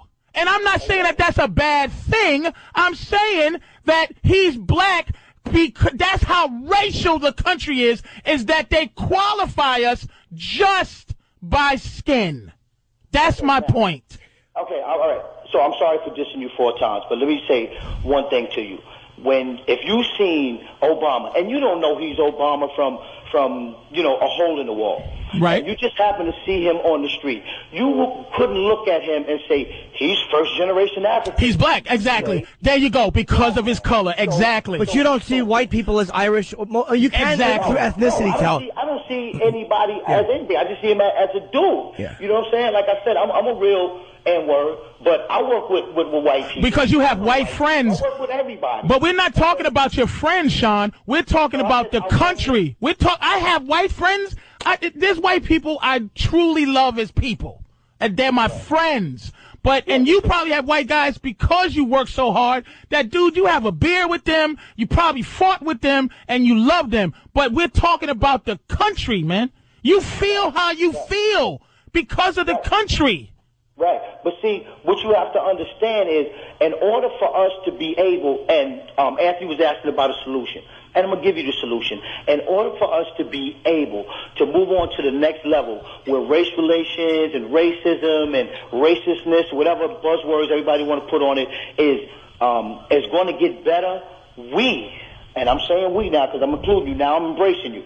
Okay, first I had to spank you, now I'm going to embrace you. You think you spanked me? Are you out your mind? What is this, a rap battle song? You spanked me? Yeah, Jimmy and I felt it. Absolutely.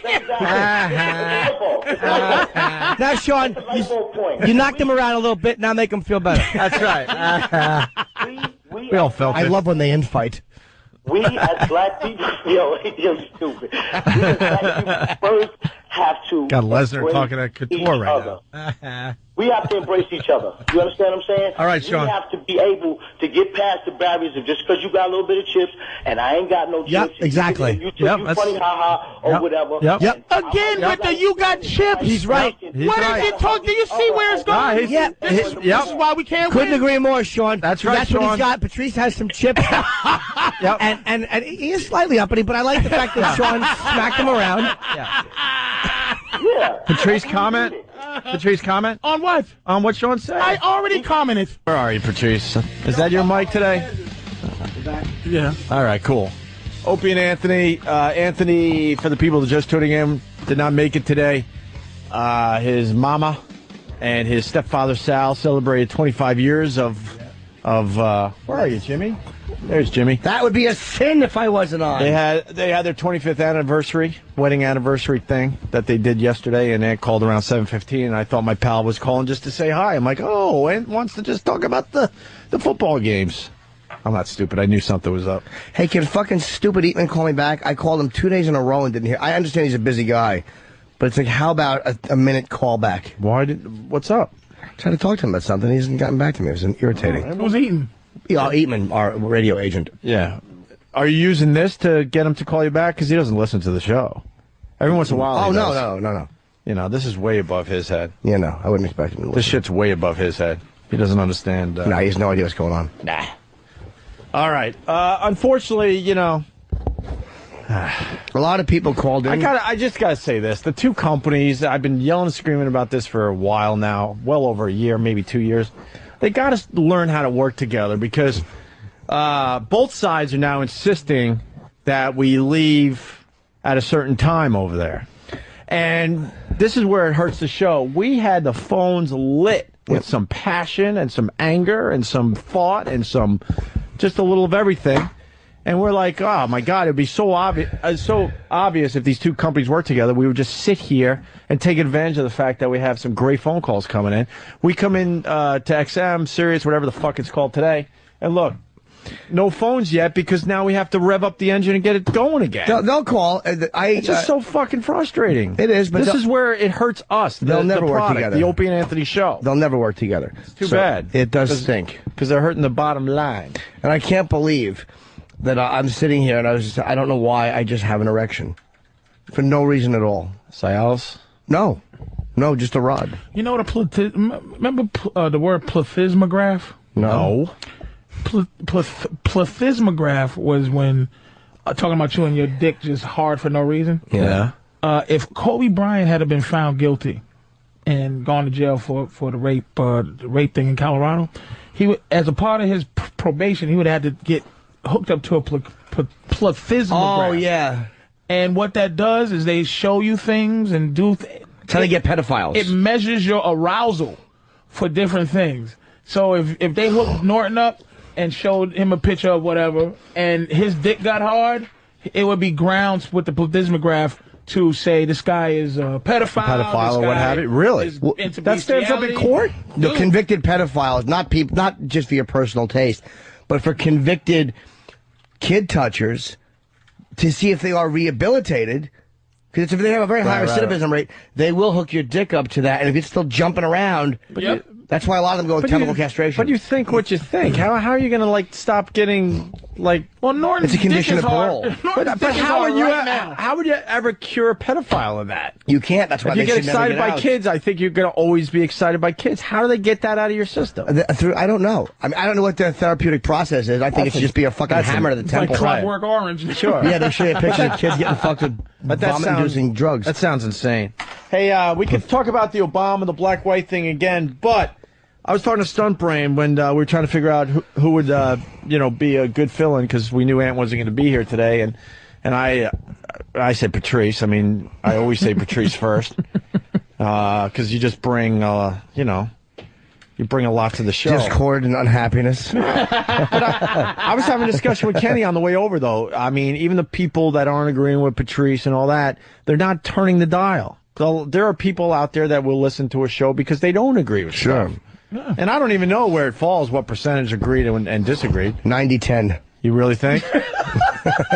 I know you're kind of going with a joke, but I would bet you it's people's initial reaction is probably to disagree because again, it's a white-black defensiveness. right. But like, because you always feel like you have to take up for the white guy, the black guy has to take up for the black guy. But you know, what Patrice said, there's pieces of it I disagree with, but it's hard with him because it's like as well as I know Patrice, I'll listen to him talk about something, and I'll agree with, like he'll say something, and I'll agree with 3.5/5 of it, or 4/5 of it, and then there's that one piece in the middle. I'm like, no, that I don't agree with, and I don't want to be lumped in with that. Right. But you know, there's a lot of it that makes a lot of sense. If you put down the initial reaction, which is, I got to defend white people, because I don't have to defend white people, because a lot of what is said about the country is the truth.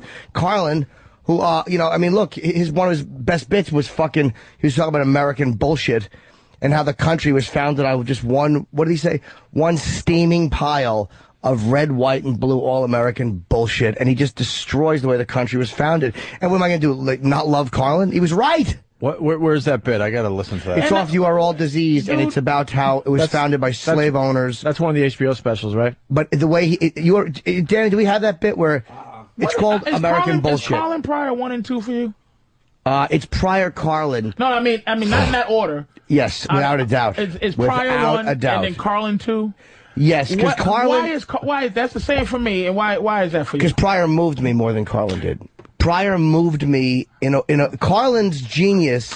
Carlin's genius. I'm whispering to Patrice. No, it's not that. Because Carlin's genius, and Carlin was a guy who stood there and pointed at everybody and tells you exactly what's wrong. But Pryor was a guy to me who was hurt. And there was a wounding to him that was, like, different. He worded it better than I would have. Had nothing to do with Richard Pryor being black, you know, so to speak. It was that Richard Pryor was more, if you was, like, trying to figure out what funny is, like, if funny could actually be manifest on Earth, you go, Richard Pryor was funny. Carlin was verbally... I think is the most verbal. He was a master of He communicated that he doesn't believe in God, and it's amazing. Like that's what I wish I had. That's what I wish I had, which is I wish I can always explain myself exactly what I mean, and you can't confuse it. But he makes you change the way you think or question the way you think about it, which was he makes you think. Through his comedy. But even more, like, he makes you think, and he makes you go, like, after you're done watching, you're like, fuck. Oh, I didn't want to hear that. That's right. Like, you love Pryor. Yeah. You, like, love him. Yeah. And then you love what Carlin does. But you love Richard Pryor as a, I would go Carlin over Pryor just because I don't know enough of Pryor's stuff to be, just to add to the discussion. But what I loved about Carlin, and I probably saw him close to 10 times, was... He was going after his own audience and didn't care. Yes. It's like, do you know what confidence that takes and what balls that takes that you're going after, let's say, religion, and you know a bunch of the folks in your audience are very religious people. And I was like, that is fucking brilliant that he doesn't care. When he said a lot of things. One of the things that, like, there's ones that change your life. One of the things he said that changed my life. And there's a few things that Pryor said that changed my life too, but for different reasons. Right. Carlin said, what the fuck is this shit about angels? I said, what? Like, he just said that. What is this bullshit about angels? And then he goes, what about goblins? How come they don't get no credit? Like, I said, what the? I said, he completely said, fuck angels. And then the other shit. You can't say fuck angels. Like, he just said, fuck angels. It's we dumb. need to believe in the angels. And then he said, what happened to language in this country? When did my toilet paper become bathroom tissue? And he explained that to why words, and boy, it just changed my life. And Pryor changed my life. One of the things he said that changed my life the way I think is talking about how his father died fucking that woman. Yep. And the woman goes, I'm so sorry what I did to your father. And he goes, what? He died fucking you, bitch. It's like... That's a hell of a way to go out. Yeah, if I had to choose to die or get hit by a truck, what line would you be in? Like, I'd be in that long motherfucker. Like, he just rationalized that without pretension. Like, come on, baby, he was fucking you and he died. What do you want? You ain't got no control over that.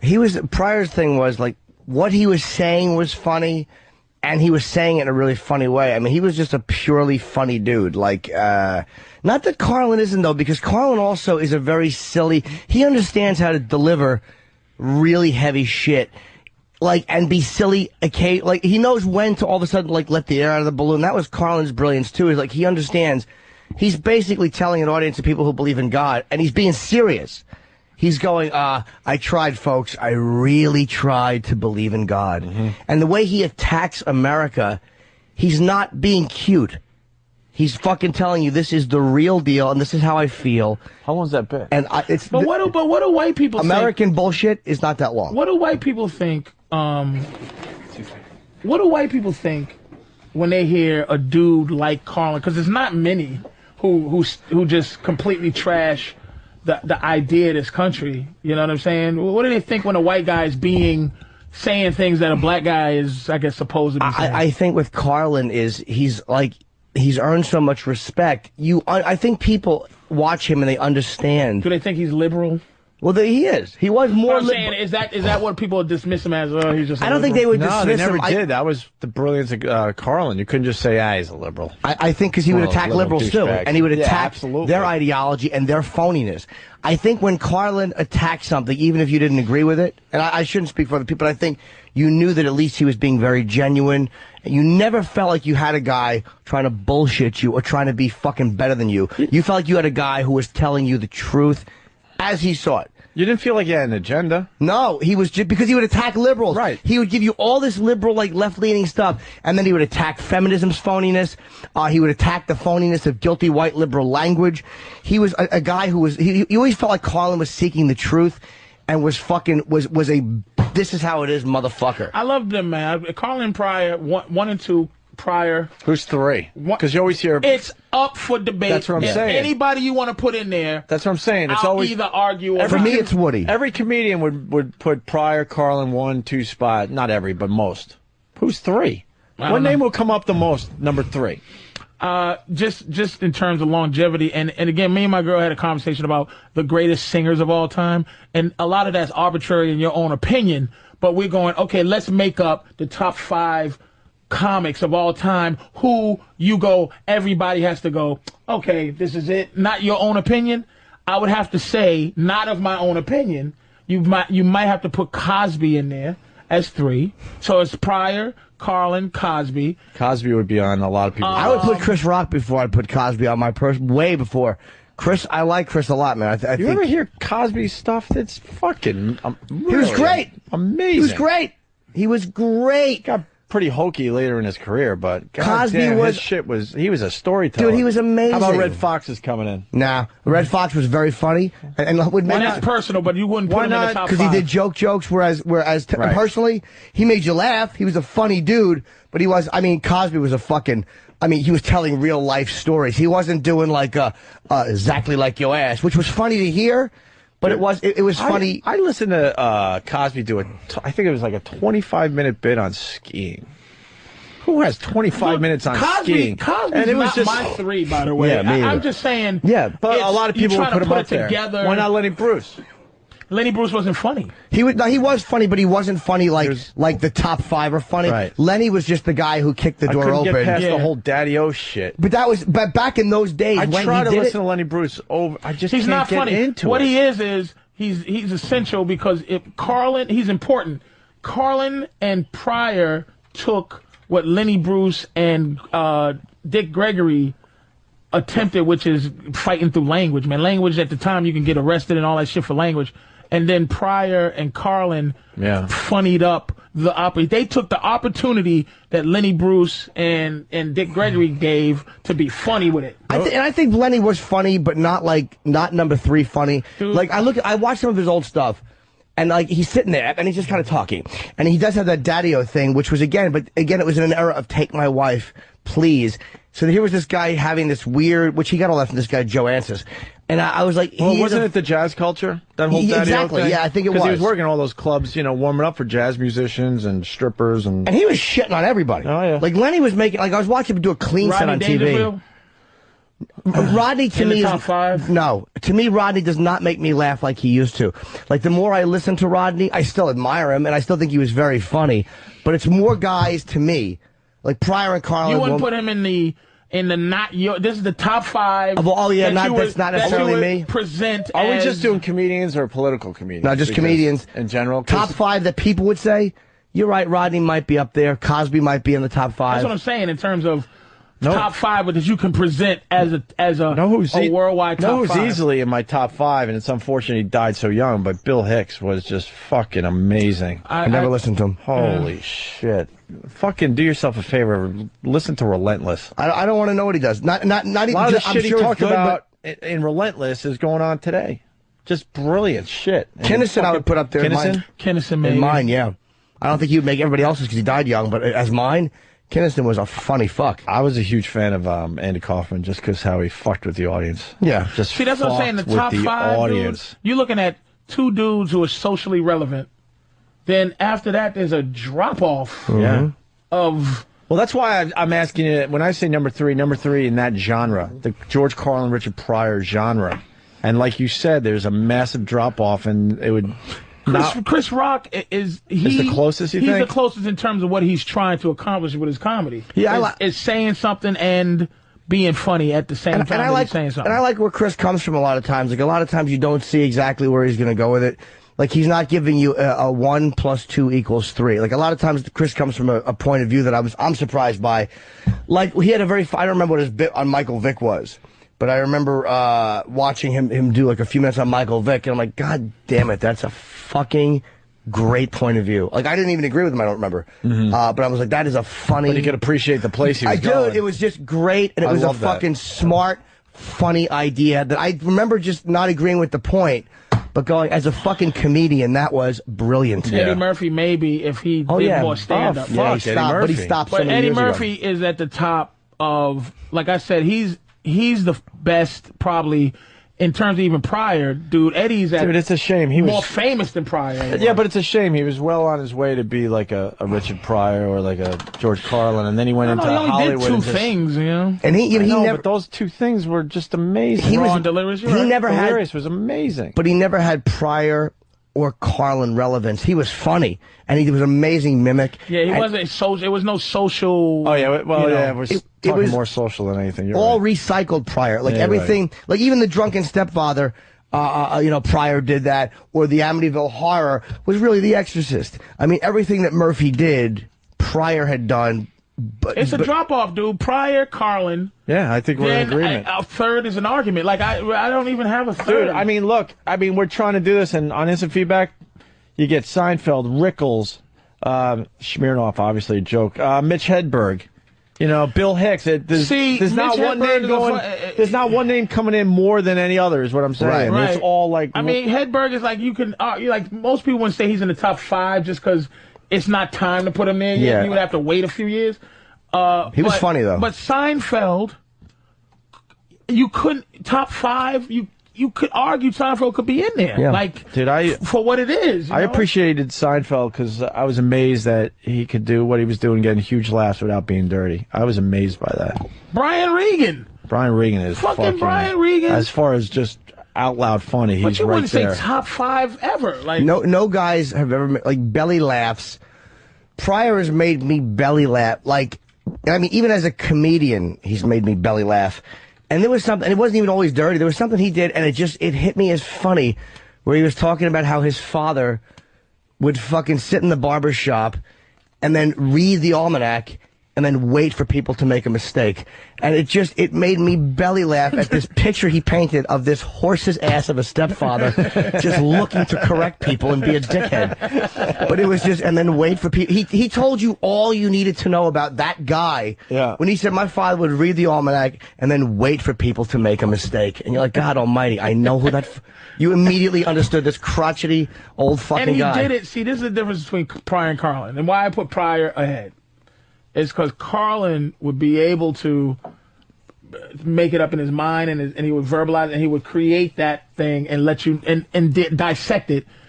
Pryor just felt it and said it. Yes. And it would be nothing pretentious, which is why, let me say, Bill Hicks didn't, I don't think Bill Hicks became what he should have been because he operated, for some reason, Carlin never operated above the audience. You never felt like he was saying, he was looking at you like, ugh. Well, he kind of did the whole thing with a wink, but you know, it was social something. It was about society. He was kind of looking at you like, you know. But Hicks was disgusted. Oh yeah, There was people real. He was with. He didn't hide the anger he had for the system. But he was disgusted with, like he was disgusted. The thing about the audience is you have to be disgusted at something else and not them. Or disgusted at them you have to be with them on some, and what you just said, like Pryor had that thing too, where he had this ability to talk about race to white people, and you had to laugh and you had to acknowledge that there was truth in it, because you never felt resentful, because as a white guy, I never felt that Pryor was trying to make me feel anything bad other than this is the way it is. Like he was never trying to make me feel guilty or bad. Ever the genius that he was. He was never, like when he said, he goes, the white woman come to him and go, that Leon Spinks is dumb, ain't he? And he goes, well, what would you think of me if I agree with you? Yeah. Mm-hmm. Like, it wasn't like, dun, dun, dun. Mm-hmm. Look at the point I made. It was like, hey, we got the Carlin bit about America. And it's only like 2 minutes, right? Yeah, it's easy. And it's just the way he's so it's just the way he says it. He's not trying to be. It's real easy. George Carlin, what's this bit called? It's my favorite thing. My favorite special is called "You Are All Diseased." It was done in, I think, 99 was that or 2000. That was 3 specials ago, right? Or maybe, yeah. It was done here in New York, live at the Paramount. You have some nice stuff in your book about George Carlin. I love him. I Hate Your Guts, and we learned that you cried when you found out. Carlin like a baby. Dude, I cried too. Oh, I was walking a dumb beach somewhere when I found out. It's like, what the fuck? Because we had him on only a few months before that happened. Yes, we did. We were hoping for more appearances by George. All right, here's the. There you go. Fucking love that. There you go. But it's a guy who's not trying to soften the blow. He's not trying to. And the thing with Carlin is, the older he got, the longer he went in between punchlines. And normally when a comedian does that, it is like just saying things. But I think with him, he got away with it, and I don't mind it, because after 40 years of doing nothing but being funny, I was so interested in the way he saw things, how he thought, that his opinion to me was was extremely. Now, how come when Jeremiah Wright, if Jeremiah Wright was saying that, or any black comic was saying that the whole vibe would have been different. Well, the crowd would have felt different. It would have been some other shit. But this one was, woo! Well, you all know it's the same as the source. The same as if Imus had been black and said what he said, black people wouldn't have been in an uproar. It's all the source. And if Jeremiah Wright had been doing a lot of fart jokes, and people, come on, it's a different vibe. When a guy is... I'm saying that whole thing that he was saying... It's truth. It's just what... A black dude who can articulate that would say. But it's always the source. You know that. Anytime you're hearing something, we always take it from where it's coming from, but before we react to it. There's no absolute truth that we just hear from any source and agree with. It all depends on where it's coming from. Yeah. And as a comic, Pryor could have got away with that. Bicentennial Nigger is the name of an album and the bit is at the end of the album, and it's not. It's you know the bit I'm talking about, where he's got the fucking sarcastic American music playing. It's fucking. He was scared. He put it at the end of his CD. But no, he was fucking. It was the best way. Joking. It was the best way to end a comedy CD ever. It was just so completely now what? Motherfuckers. Hey, we got the number. We got the number 3 comedian. It's obvious. We all overlooked this. Very obvious. Vince Champ. Oh, he was fucking fantastic. Vince Champ, number 3. Number three comedian, number 1 boyfriend. Oh my God, Vince Champ. That is a horrific story. Dude, that is... Voss had the funniest joke, though, because he had been at these colleges all over the country, and Voss goes, he has a good college agent. Who's his college agent? But it was, for the newbies, Vince Champ was a comedian that... he got a lot of people laughing, but he also did some raping on the road in between making people laugh. He traveled through the country raping. Yeah. Fuck me, man. And they found him from his book, like, wow, he was... His book? His itinerary, whatever. Yeah. Whatever. Like, he's like, wow, girl got raped. And they finally started putting it together, yeah. And on the internet, too, because I forget how it came about, but he would say after... prison? Yes, I don't know. After he would rape a girl, I think he would say, like, pray for me. He would do something with prayer. Right. So it was obviously a demon he was fighting. And I think someone talked about that on the internet, and someone else, when a guy did that to me, it was like one of those connections. And then, I'm a college student, he's a black, We used to say, he would rape a bitch and go, all right, now, tell me what you think of this joke. Jesus.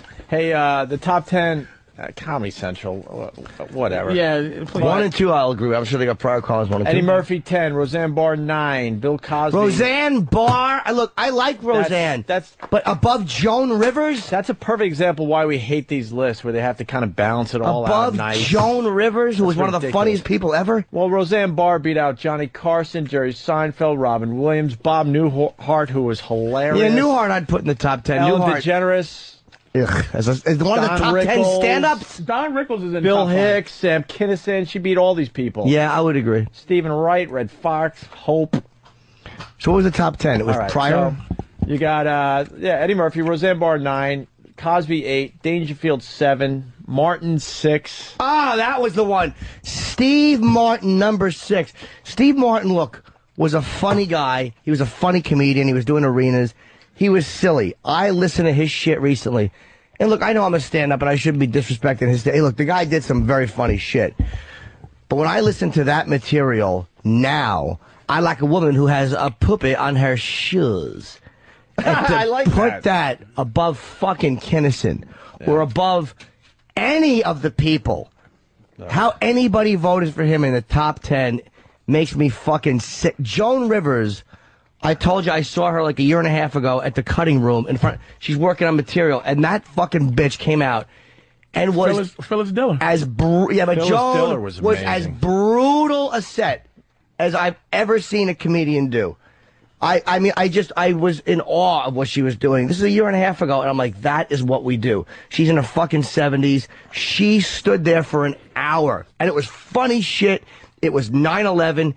It was AIDS. It was fucking brutality from the minute she got out there. She didn't give a fuck, man. Yeah. It was like, God, it was inspiring to watch. Steve Martin, 6. Yeah. Chris Rock, 5. Woody Allen, 4. Lenny, 3 is a polite thing. Lenny, if he's 3. 3. Yeah, it's a polite thing. Carlin, Pryor.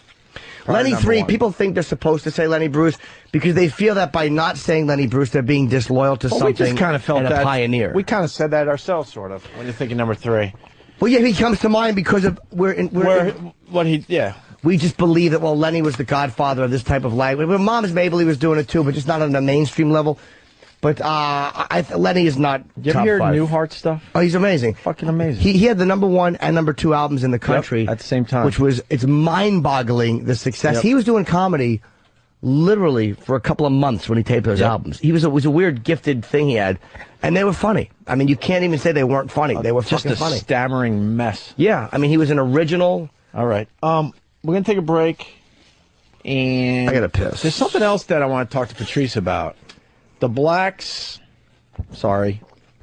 I don't know why I'm saying sorry. The blacks with the gay marriage issue. Okay. You had some thoughts on that. I do.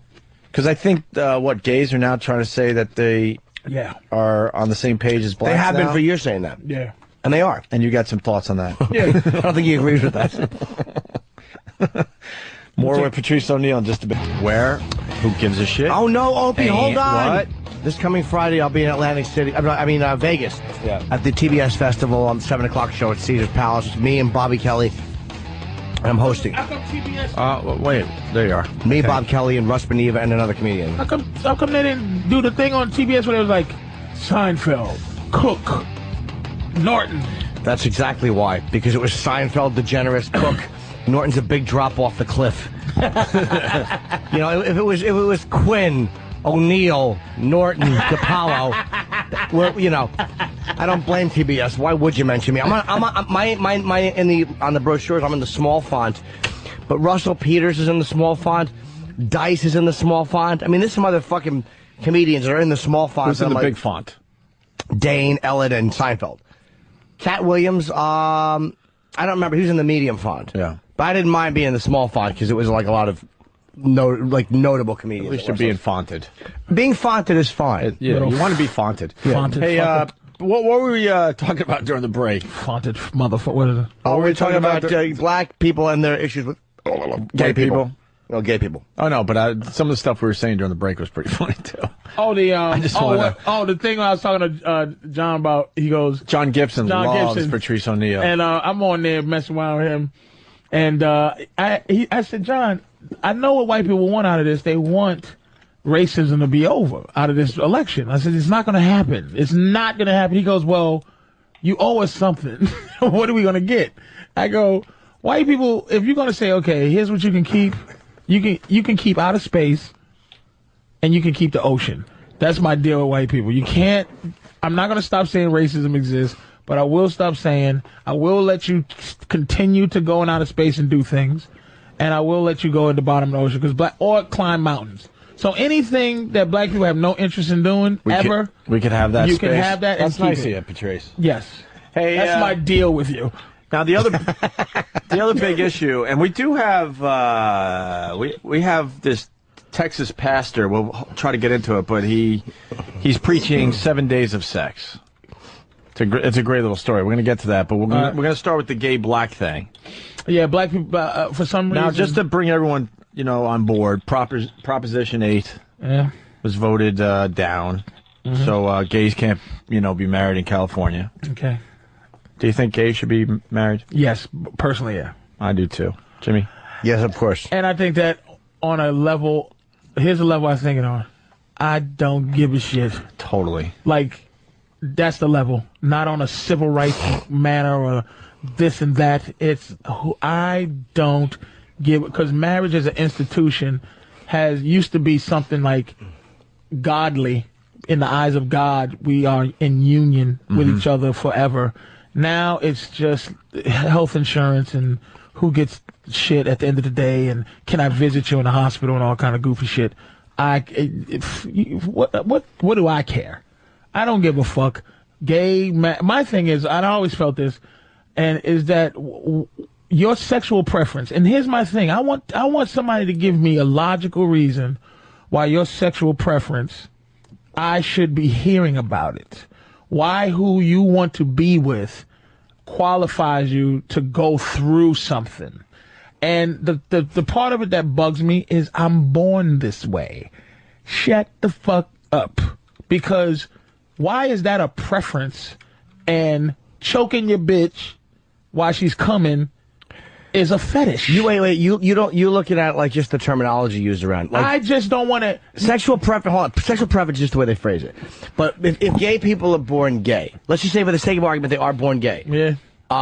Which I certainly believe that the majority of them are. Right, because why would you go through anything that you didn't have to go through? I just think I think just for nature puts it into play. I think it's part of nature. Someone explained it to me. They said, "You think I would choose this?" You know. Right. And you've seen too many little gay kids that are like this when they're like really small, like before they are able to make a decision. There was someone that was working in this business pretty close to us that was gay. Steve. Okay. Well, sure. And I'm like a sheltered white kid from Long Island. I only started learning about the gay thing when we were at NEW, and this person's like, "You think I would choose to be like this? Hell no! It's so much easier to be with a woman than." But so fucking what?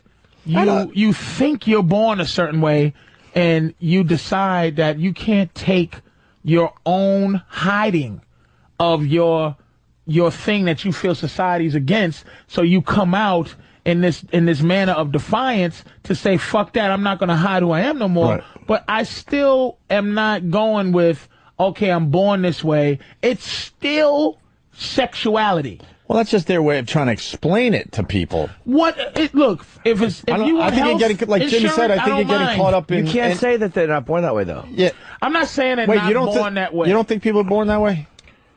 I'm born this way. I'm with Jimmy. I think most people are born to be gay. I think you're born to a certain degree. Certain things are learned. I'm not saying that certain people don't learn to be gay. How about Anne Heche? I don't know enough about it, to be honest with you. I don't know. Ready? Here's my thing. Now, guys is a different story, and I'm not trying to make a bit out of it. But for the most part, once you get fucked as a man, if somebody goes, "Hey, you ever have sex with a guy?" Matter of fact, Pryor did come out with that. Yes. That he has, but no one ever goes, "You gay?" Just like you and your thing, no one goes, "Well, no one's gay." Not gay. But guys usually, once they step over the bounds of fucking a guy. Sorry, I couldn't help you there, Jimmy. They're gay forever. Women can play. This is what I'm saying about what you play with. Yeah. Anne Heche would be gay on Wednesday and straight on Thursday. And if a woman goes, "I'm gay," see, gay to a guy for a woman is a bull dyke, like, who just said, fuck it. Yeah. Hi, how are you? But if a woman eats another woman's pussy, we don't give a fucking on that level, and she can switch up tomorrow.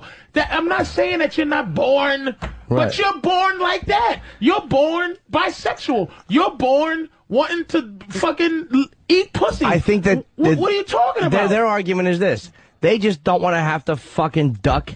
They want to be able to get married or get divorced or just do what they want and be left alone. Okay. And I think that's where the defiance comes in.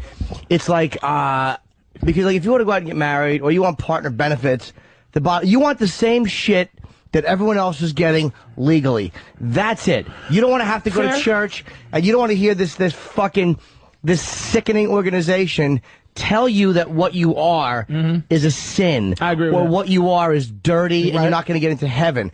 And that's just the sickening history of the church. I don't disagree with that. So, that's what they want. I agree with you 100%. I think that's what they want. That, please, I don't, in the eyes of, I know that the institution of marriage isn't that. To get to the fact that black people didn't vote for that, or that they're 70% or something, 80%. Yeah.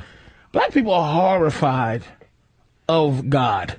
And they're horrified of God. It's religious, yeah. And also Latinos. They're religious. Yes. To the fact that a lot of religious black people are horrified to change the Jesus that looks like, Tom Petty.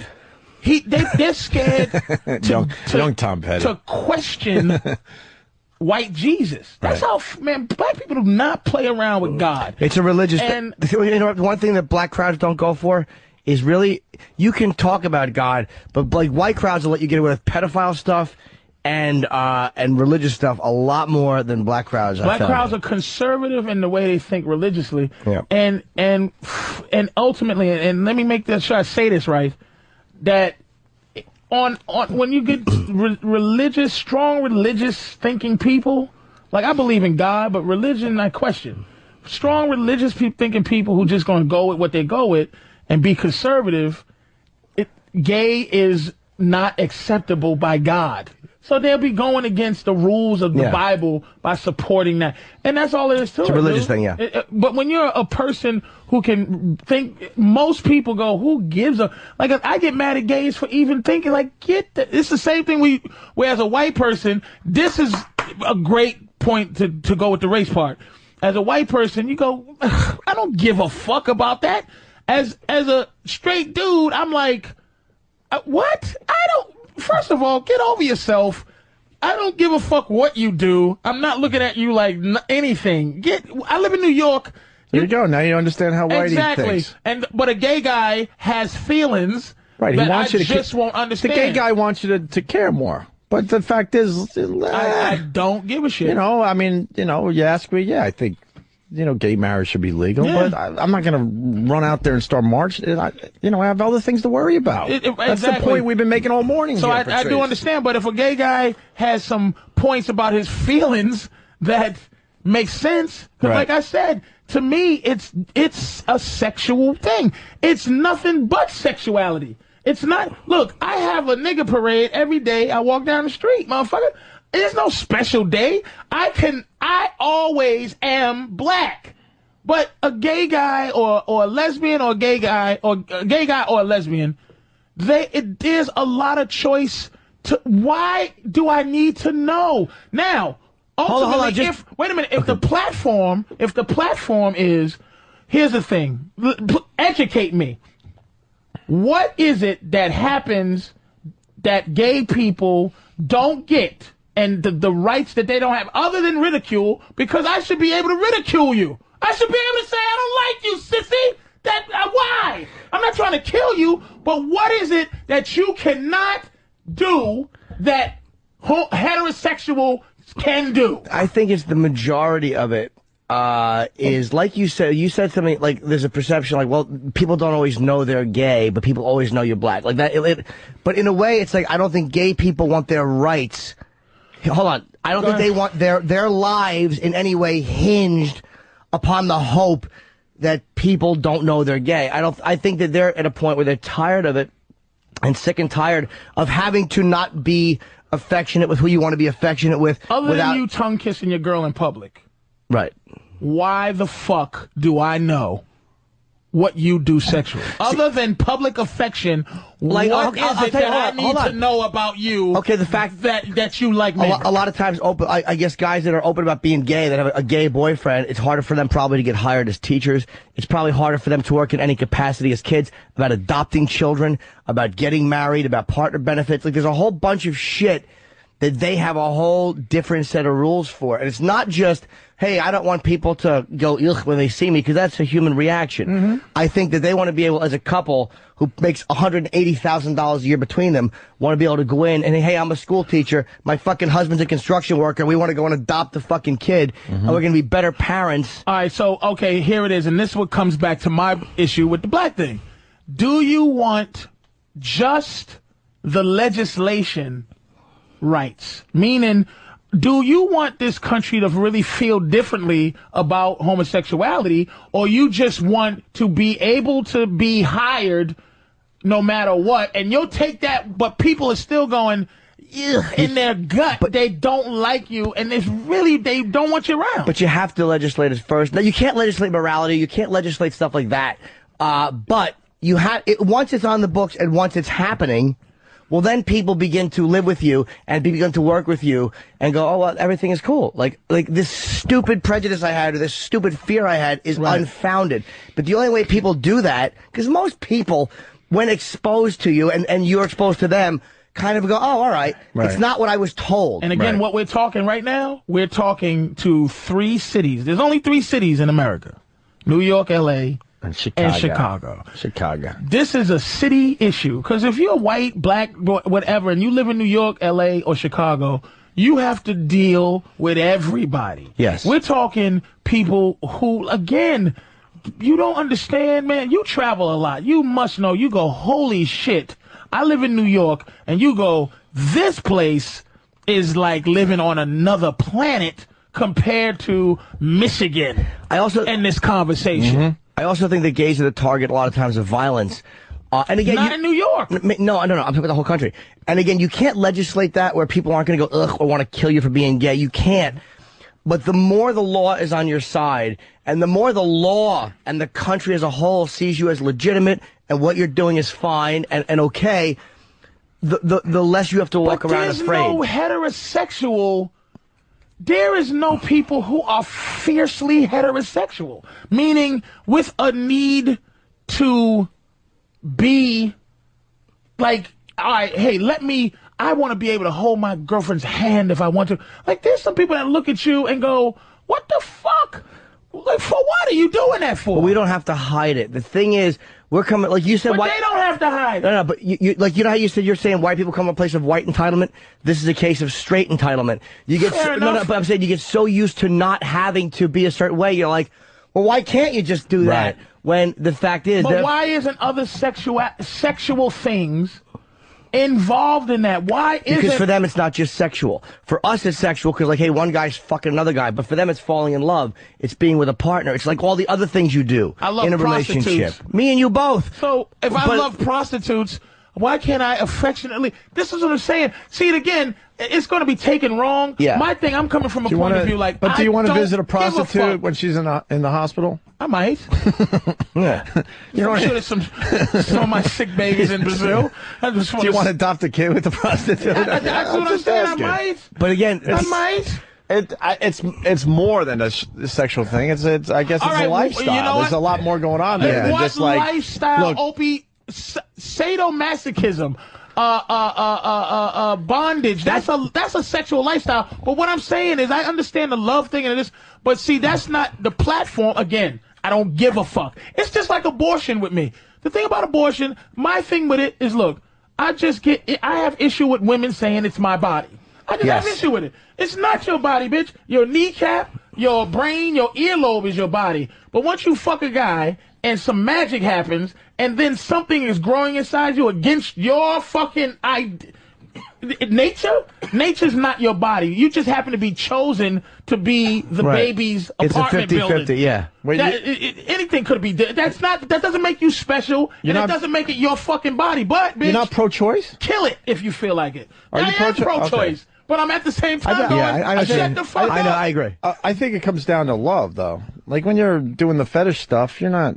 There's no love there, is Really? there? All gay fucking is love? No. Well, no. As far as the other stuff they want What to if I accomplish. lovingly put a red ball in my girl's mouth and put plastic bag over her fucking head, but I really care about her? No, but he's saying that it's not just about that stuff. It's like the bottom line It's not is just this. about the sexual act. Opie, I know that, but that's my thing. What is it about? Please tell me I don't know. what you're fighting about. I can't agree with the fact that you want to fight to love the same sex All the stuff I just without said. ridicule. No, but all the stuff I Jimmy just made said. a pretty good point about all that the whole stuff I thing. just said. There's marriage, which goes in with benefits. But what do they really and want? inheritance. Hold on. All that stuff. And the ability to adopt children. And the ability to work where you want to work without having to hide who you're with, without having to pretend you're something you're not. The fact that here's how you know there's a problem. The fact that they wanted to make a constitutional amendment to make their marriage illegal. The fact that is something. I don't agree with that. But the fact that is the fact that the country is looking at it like we have to change the Constitution so these people cannot enjoy the same marriage that we enjoy shows you that it's a bigger issue than just, what, can I let hold hands in the restaurant? Here's the issue with black people, and again, speaking for everybody is whatever. Black people are not, as long as the platform is compared to civil rights, you'll never, ever get the cooperation from black people. Even though it's a legitimate comparison in the sense of, you're shaking your head no, but the fact is, there are people in power who are treating people who don't have that power wrongly. It's an oppression, it's an ugliness, and it's a fucking ignorance, and it's people who are being hurt by other people who have no fucking business hurting them. And when I say that, what you just said, right? I say what I say based on feeling. It just ain't gonna happen if gays don't have a real compelling argument to make black people feel their pain, that feel that the same way that we feel is the same way they feel, and it's civil rights. And a lot of people's civil rights can be violated for a lot of different reasons. Like, I am for that on that level, what you said, but the platform of the fact is, to me, I can't see past that it's your sexual preference. That's because black people are as shitty and awful as white people. Right. In this country, the hand has been dealt so much one way, but when you look in Sudan, there's slavery, African... No. No. No, what I'm going to say is to agree with you is that ultimately, this is my thing about Africa. I never want to go back to Africa. I don't relate to it. I don't look at it and go, kings and queens. We're from motherfuckers that'll chop a motherfucker's hand off for a diamond, genocide, killing each other. They do that shit in Africa. I'm not I'm not an Africa guy. So everyone, I'm saying is that everyone, when in a position to fucking say, hey, fuck you to the next guy, does it. It's a reality. But I'm not saying fuck you to gays, man, but in a way, if we're allowing people to be treated badly, sometimes there's a fuck you by lack of empathy. Sometimes it's like you say, how do you get black people to empathize? The fact that a group who has been shit on doesn't look at another group who's been shit on and go, even though we don't agree with you, hold on, you're being shit on. And gays have been so, as a group, pro-civil rights and so completely involved with black people, like never once turned their back on blacks. And here's the thing. Agree with you 100%. My thing is, okay, what do you want? As a black man, what do I want? Do I want things like the black president to be the basis for how far I've come because of moments because of what am I looking? What's what I'm looking? Because of, okay, the president or the first black guy in baseball or hey, affirmative action. You got to give me fair and equal treatment. Do I want it in that manner, or do I want it in somebody's heart? So what I'm saying is, for the manner that I say you can get married, really is the dismissive manner that this country does black people. Meaning, I'm going, I don't give a fuck. Right. Get married, but okay, do I want white people to go, man, this was wrong. Yes. Sure. So what? Gay people probably want to go, you should be able to love who you want, which I am with. But I'm saying for me to be with you on a civil rights thing, you have to be more compelling than I want to love. I want to put it this way. If it's practical, like, hey, I just want to have the same opportunities as this, fuck yeah. But if you're going to, just like I can't make a white guy feel that he's not superior to me because he's white. I can't make him feel that. But the more gay people, see, the same thing with race is, you have to legislate certain things. And once you don't feel the whole country is saying, as a government, you're wrong for being gay. And in a way, it feels like they are. And the church is saying it. When those organizations are not saying it, and all of a sudden, you go, again, it's generational. You go 150 years from now, and fucking gays have been adopted and living, and because we all have gay people in our family. President. Maybe. Well, look, we've already had a gay governor, and I'm sure we've had more than that. Bonnie Frank and openly gay priests, and what I'm saying is, as time goes on and people get used to it and live with each other and have life experiences with each other, you think that will ultimately be the internal change? Yes, but it happens over a long period of time. That ain't happening in our lifetime. No, it's a sign of us being primitive. It's just like Tiger Woods when he first won his thing. It's like, okay, it's like, here's my thing. Here's what you think he's still dealing with racism? Yeah. In that sport? Yeah, because in what way? Just not outward, I don't think. Let me kind of go with some of the things you said today. Wow, Tiger Woods, black guy, winning it all. Like, what the fuck is this? Fuzzy Zeller and then a bunch of years go by. I know the Fuzzy Zeller thing, but a bunch of years go by. Now it's like I don't see people really feeling the same way toward Tiger. In general, there'll always be exceptions to the rule. Because I think it's just like the whole thing with the Celtics and all black guys. I think ultimately you want to win. And I think if Obama does a spectacular job. But no one really wants Tiger to win for any reason that... I think... Like, you want your sports team to win because you live in that city, but Tiger Woods, why would I want Tiger to win? I think the dominance... I love seeing him win because I love seeing someone that great in their sport, and that's why I root for Tiger. But there is something about a black guy dominating a white sport, in the sense that you understand the historical relevance of it, even though we don't always speak it.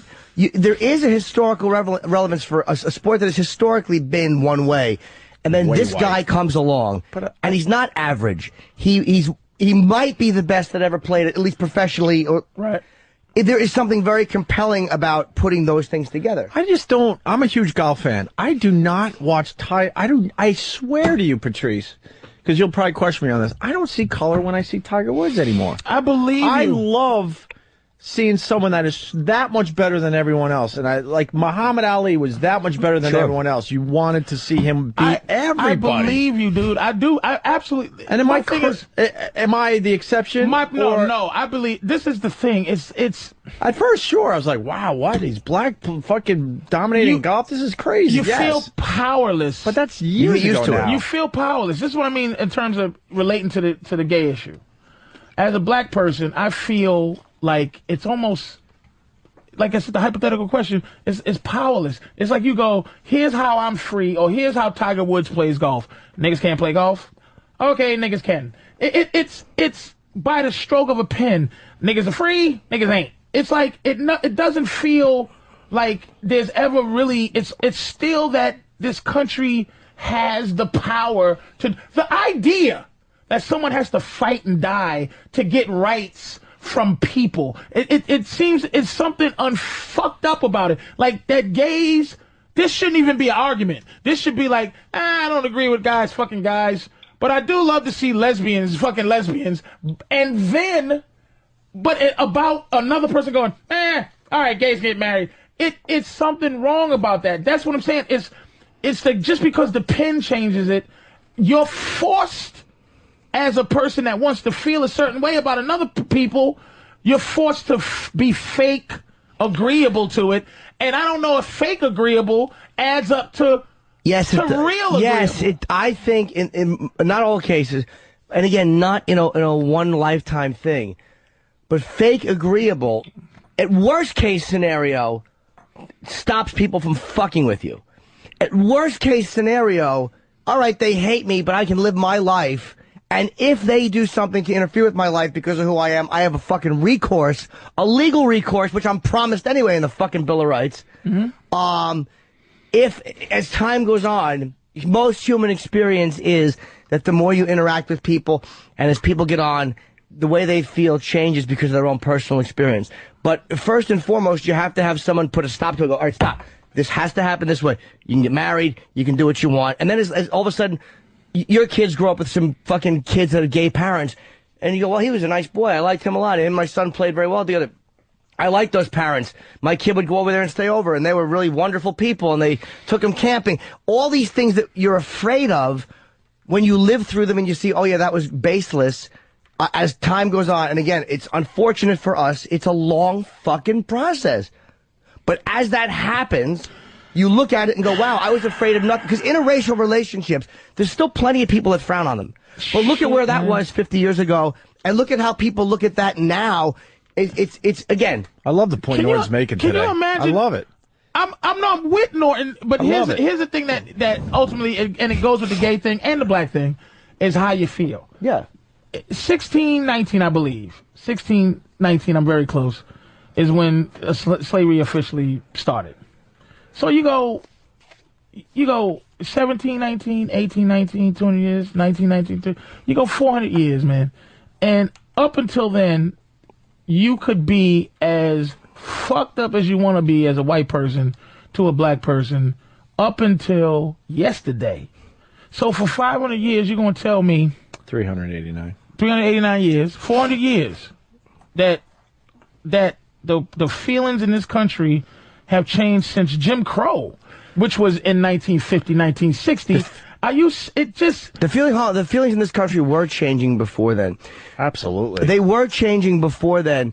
Don't forget, after a certain point, they wanted to keep slaves for economic reasons. But then the feeling, a lot of the country was split. Like, there was a lot of people feeling this is horrible, and this is in a time where it was acceptable. Yeah. And it was changing. White abolitionists, man, white people, but look at the civil rights movement. The turning point to that movement where the FBI got involved on a PR level is when that white woman from Detroit who was driving, I forgot her name, she was driving black people back and forth from Alabama to, but she was driving black people to vote. Right. They shot her. When that white woman died, then Lyndon B. Johnson kind of was like, hey, straighten these motherfuckers out, man. But you can't just be shooting white women helping black people out. So ultimately, it took her to have something bad happen for that thing to change. But ultimately, I think in this country, and not for you and not for Opie, right. I'm talking about as this country, and you got the country, that it never has looked at it as wrong. It's always been, I better not do that because of what it can cost me. I think the percentage of people that look at it like you're saying is much smaller than you think. I think the fact that most people feel a certain, you're not giving people credit. Anthony said that on the radio, by the way. Anthony said that it was a black guy that called in, and Anthony goes, look, I got in trouble for saying something at work. He goes, look, man, Anthony goes, if a white guy says something at work, we're going to get fired. That's why we don't say things like that. Anthony is to me, he's speaking because the guy is a smart fucking guy, and he's speaking to his gut, and he's speaking to how. Have you ever read something called the Willie Lynch papers? Hold on. You can't hold on. Yeah, freedom of language at work is different. And most people probably think that way. Yeah, it's not just with that. It's with anything. We're not learning these huge moral lessons that you think, Patrice. That's the problem. And but it's not a white thing. I think it's human beings don't learn these huge moral things. But just like I'm saying about they stop doing things because, oh wow, this is hurting me. But they're not thinking, okay, now I understand. Exactly. It's not a malicious thing. They don't think right or wrong a lot of times. It's not a malicious thing. That's why I keep prefacing this shit. Yeah. It's not just an insidious guy. It's not the white people are sitting there. Right, yeah, no. I'm not saying that. It's a condition that just the fact that I refer to you as white and you refer to me as black is what this country is. Look, Asians. But if it wasn't that, it would be big and small. It's always the most obvious thing. Wait a minute. Asians in this country, Asians to other Asians, Latinos to other.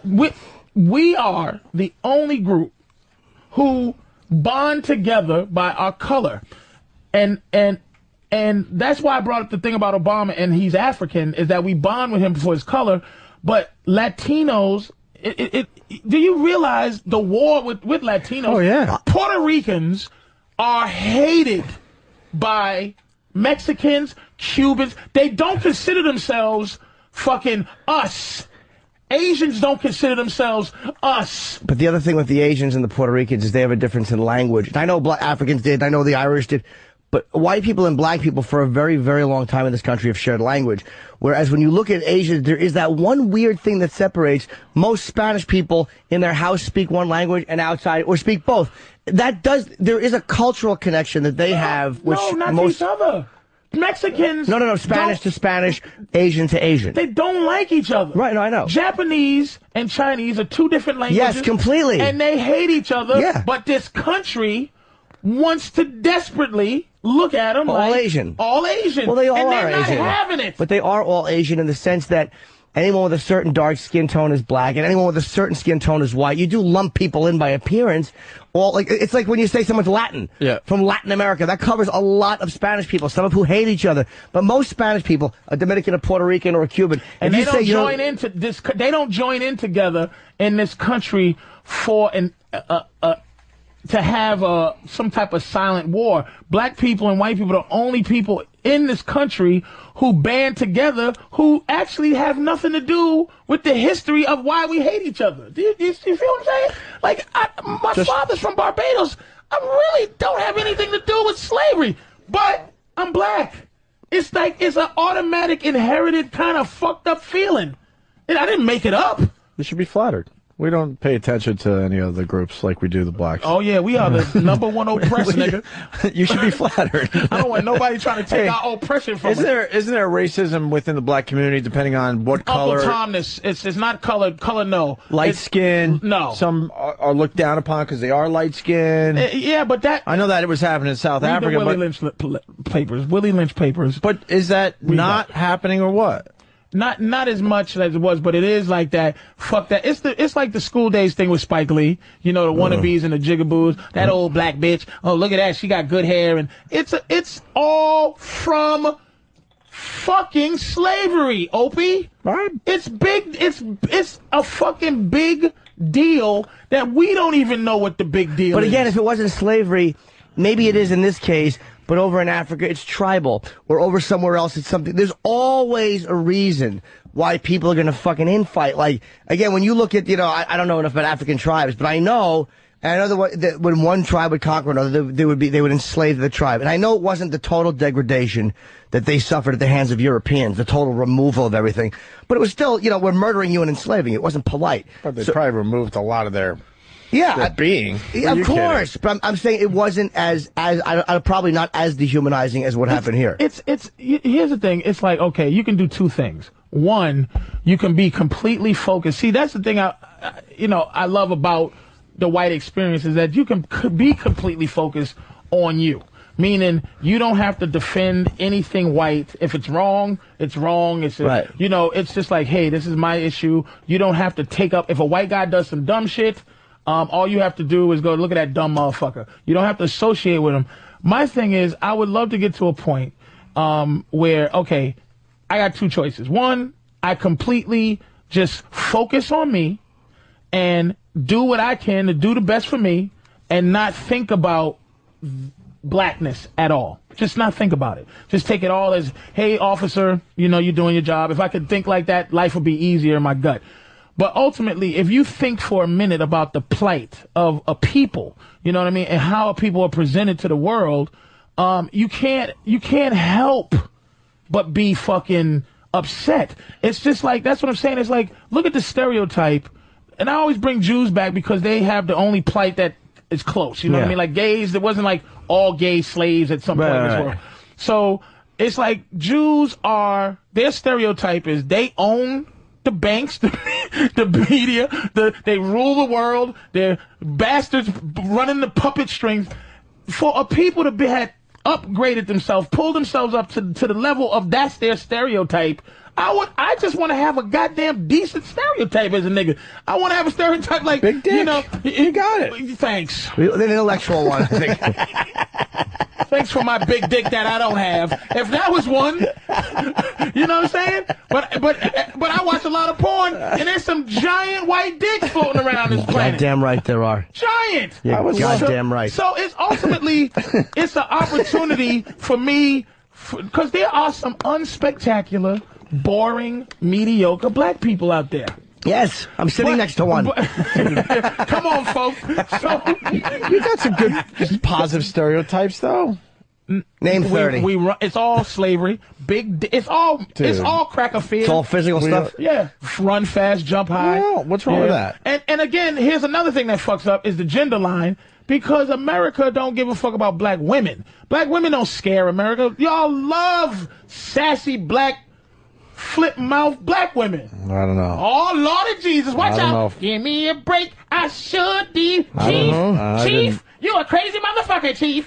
Hey, Florence, get your big head out of here. They love, you never see a fucking, that's why Obama's so wonderful to people, is that it's a black man in that position, because America never fucks with because you're afraid that we gonna get some type of goddamn Negro revenge. I'm more afraid of Michelle Obama than Barack. Why? I don't know. You love Michelle Obama. She crazy. No. Michelle Obama's not like she crazy. Michelle Obama seems very radical, and I know Barack's much more radical than he lets on. Sure.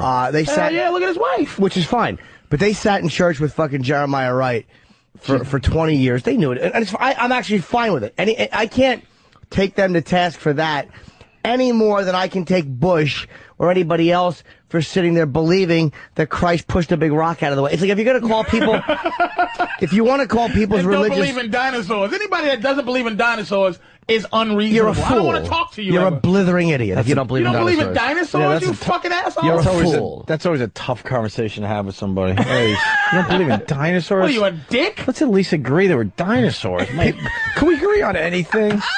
We're not going to agree there were dinosaurs? Fucking dinosaurs? You think... Holy shit. There's a plot. That's what I'm saying about Jeremiah Wright. He goes, AIDS was invented by, or HIV was invented by the government. And people go, oh, God, this is crazy. And I'm like, well, possibly. But do I believe it? No. But possibly. But you're going to say that the government couldn't invent... They invented a paranoia or a plot to make you convinced that HIV doesn't exist, but they also are up to trying to make me believe there's dinosaurs. Like, what is the plot to why I should believe in dinosaurs? Who the fuck why would you invent that dinosaurs live? They don't disagree with dinosaurs living. They disagree with carbon dating.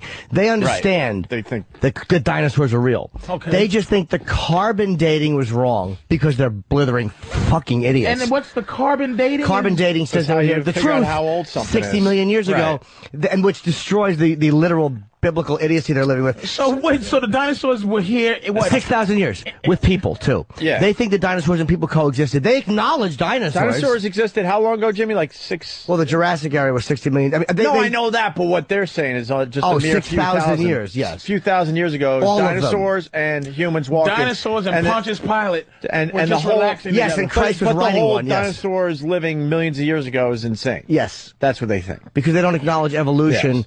And that's the argument that I just can't have with people. Unreasonable. I don't even feel like going down that road. I'm a reasonable guy. Like, if we go back to the gay thing, I don't want gay people to think I'm fucking... I just go, please give me a convincing argument to make me go, you know what, that's very, very fair. And that's how you know it's been a long morning when Patrice O'Neill says, I'm a reasonable guy. I'm reasonable. Who are you trying to kid? I'm not a reasonable. I'm exhausted. Yeah.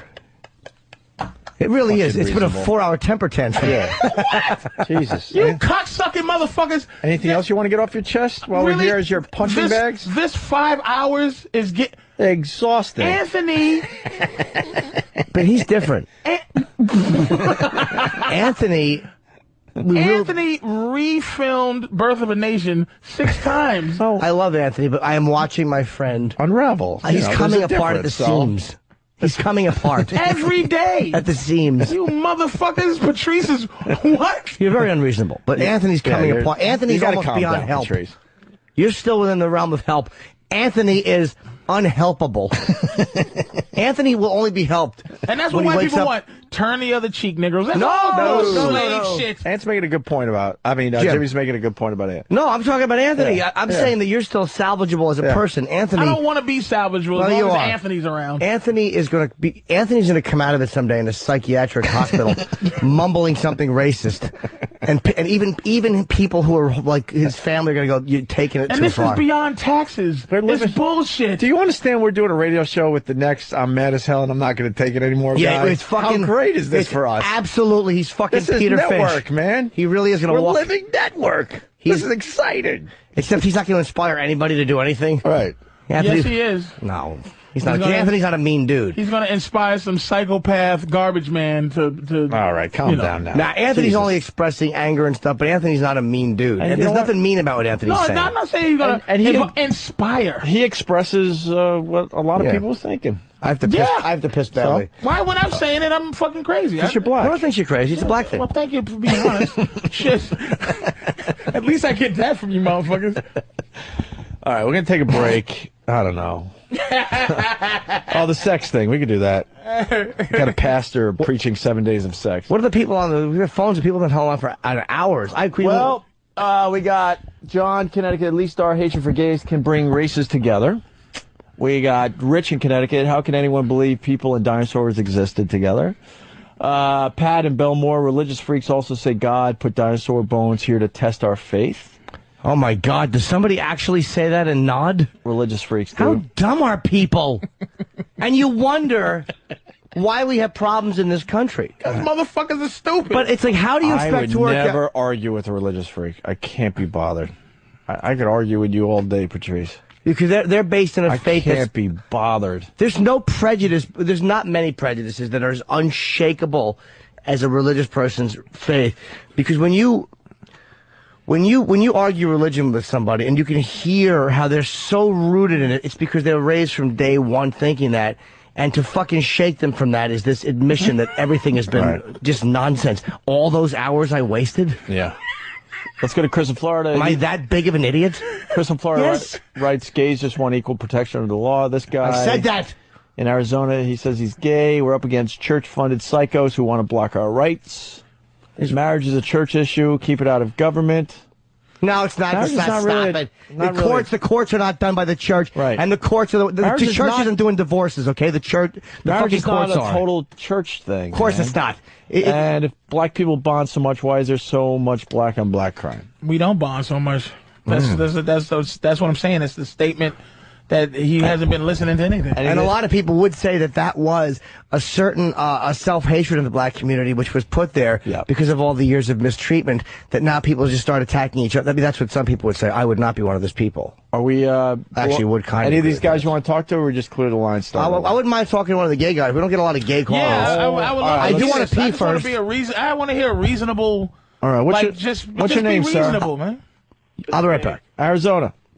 This is Dan. What's up? Hey, Dan. What do you got today? The cocksucker. Yes, the cocksucker. I just wanted to say, there was some recent propositions in California, Arizona, and there was at least 5-to-1 funding from the Mormon organizations, the church organizations, to put propaganda on the TV, on everywhere, just to get their churchy little agenda passed. Which is discriminatory, and also, it's not illegal to fire somebody if they're gay. If they're gay, you can fire them, and there's no legal recourse. So what is it? But okay, my thing is, and this is where I sound like a fucking asshole is. Look, I agree. What do you want all these things to change just by the stroke of a pen? And okay, you can't get fired because you're gay, or would you love to have just a feeling that everybody really they just don't care. You can do what you want.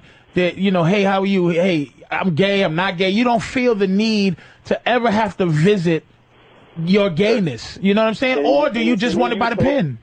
In a utopian society, sure, that would be great. But you know what? the money talks here, and if you have funding from these gigantic church corporations funding their agenda, they're going to win. And what do gays actually want? What is what they're fighting for? What is Proposition 8 really for? We want the ability to be able to protect our spouses, for lack of a better term, right now. You know, can you do that with wills? Can't you do that with wills and law? Like, if something happens, you can just, you know, hey, if something happens to me, you get this, and you know. I think it's similar things that you can do, but it's not. Yeah, they want day-to-day stuff too, Patrice. But only if you have a will. What? Like if your partner, I guess, is in the hospital, you can't even fucking visit them. I think you can. You can, but if there's no will, like if you're guys who live together and there's no will, unless you say there's not a will, the spouse won't get it. It'll be the fucking family. You know what I mean? It's like you want like basic stuff. You want to bring your partner to, let's say, a Christmas party without people now looking at you differently. And but they're gonna look at you differently. I understand that, but they want to start somewhere. And how about this? The right to make medical decisions. Like if that's the one I'm mostly talking about. Yeah, your partner's in the hospital, and you're like, well, I know what he would want. You have no say in that. So shit. Is that the issue, sir? Is that, ma'am? I'm sorry. All of it, right? I think it's more like day-to-day stuff, right? Well, no, it's acceptance. It's really the legal stuff. Acceptance is what's going to happen from the people. You don't want to be. It's not going to happen through the legal system. But just going also to a point Patrice made, which is, you know, you guys got to stop comparing us to the black plight. And I agree. You know, it's not the exact same thing. I don't think gays should be saying, "Oh, we're in the exact same position as blacks were years ago." Because we're not, you know, we're not discriminated against quite as badly, but there still is definitely discrimination there. And I'm agreeing. I'm just saying that you're not. If talking about platforms and how people respond to different things, you cannot make me join you on the platform of just, hey man, I want to be able to. This guy I love, I want to be able to decide whether his organs get to go. I want to be able to be a family member. I want to love him and get the same rights from loving him as anyone else does. But to say it's a civil rights thing in terms of comparing it to what we went through, which is, it's just not a choice. Like if you ask a black person, there might be black people that go, you know, I don't want to be black. Like for real. I agree with you, and the only thing I can say is I don't know. Can I suck your dick to change it? I was gonna say you sound like a reasonable gay guy. Like here's the gay guy that needs to be the gay spokesman. But that's just like the difference is, like, okay, Jesse Jackson, who is the black spokesman, but he's black. Like he's super black. Right. So it's like he's James Brown black. But it's like gay people. When people think of gay, they don't think of this fucking guy. Like, let me try to bring some comedy back into the show because it's been about 4 hours. Thank you, Sarah. So if Jesse Jackson is the black spokesperson for the black people, who would his equivalent be in the gay community? Would it be Harvey Firestein? Exactly. That's what I'm getting at. We want to just... we want the right to love. Shut up, sissy. That's what I'm getting at. Like, you know, if there was a Republican, straight-laced Republican lesbian, right, who you go, oh, shit. Looked a lesbian? Yeah. No, like... Sarah Palin lesbian? If Sarah Palin was a lesbian. Or perhaps if Condoleezza Rice was one. Yes. But Ellen's one. Ellen is the spokeswoman. She looks like Opie.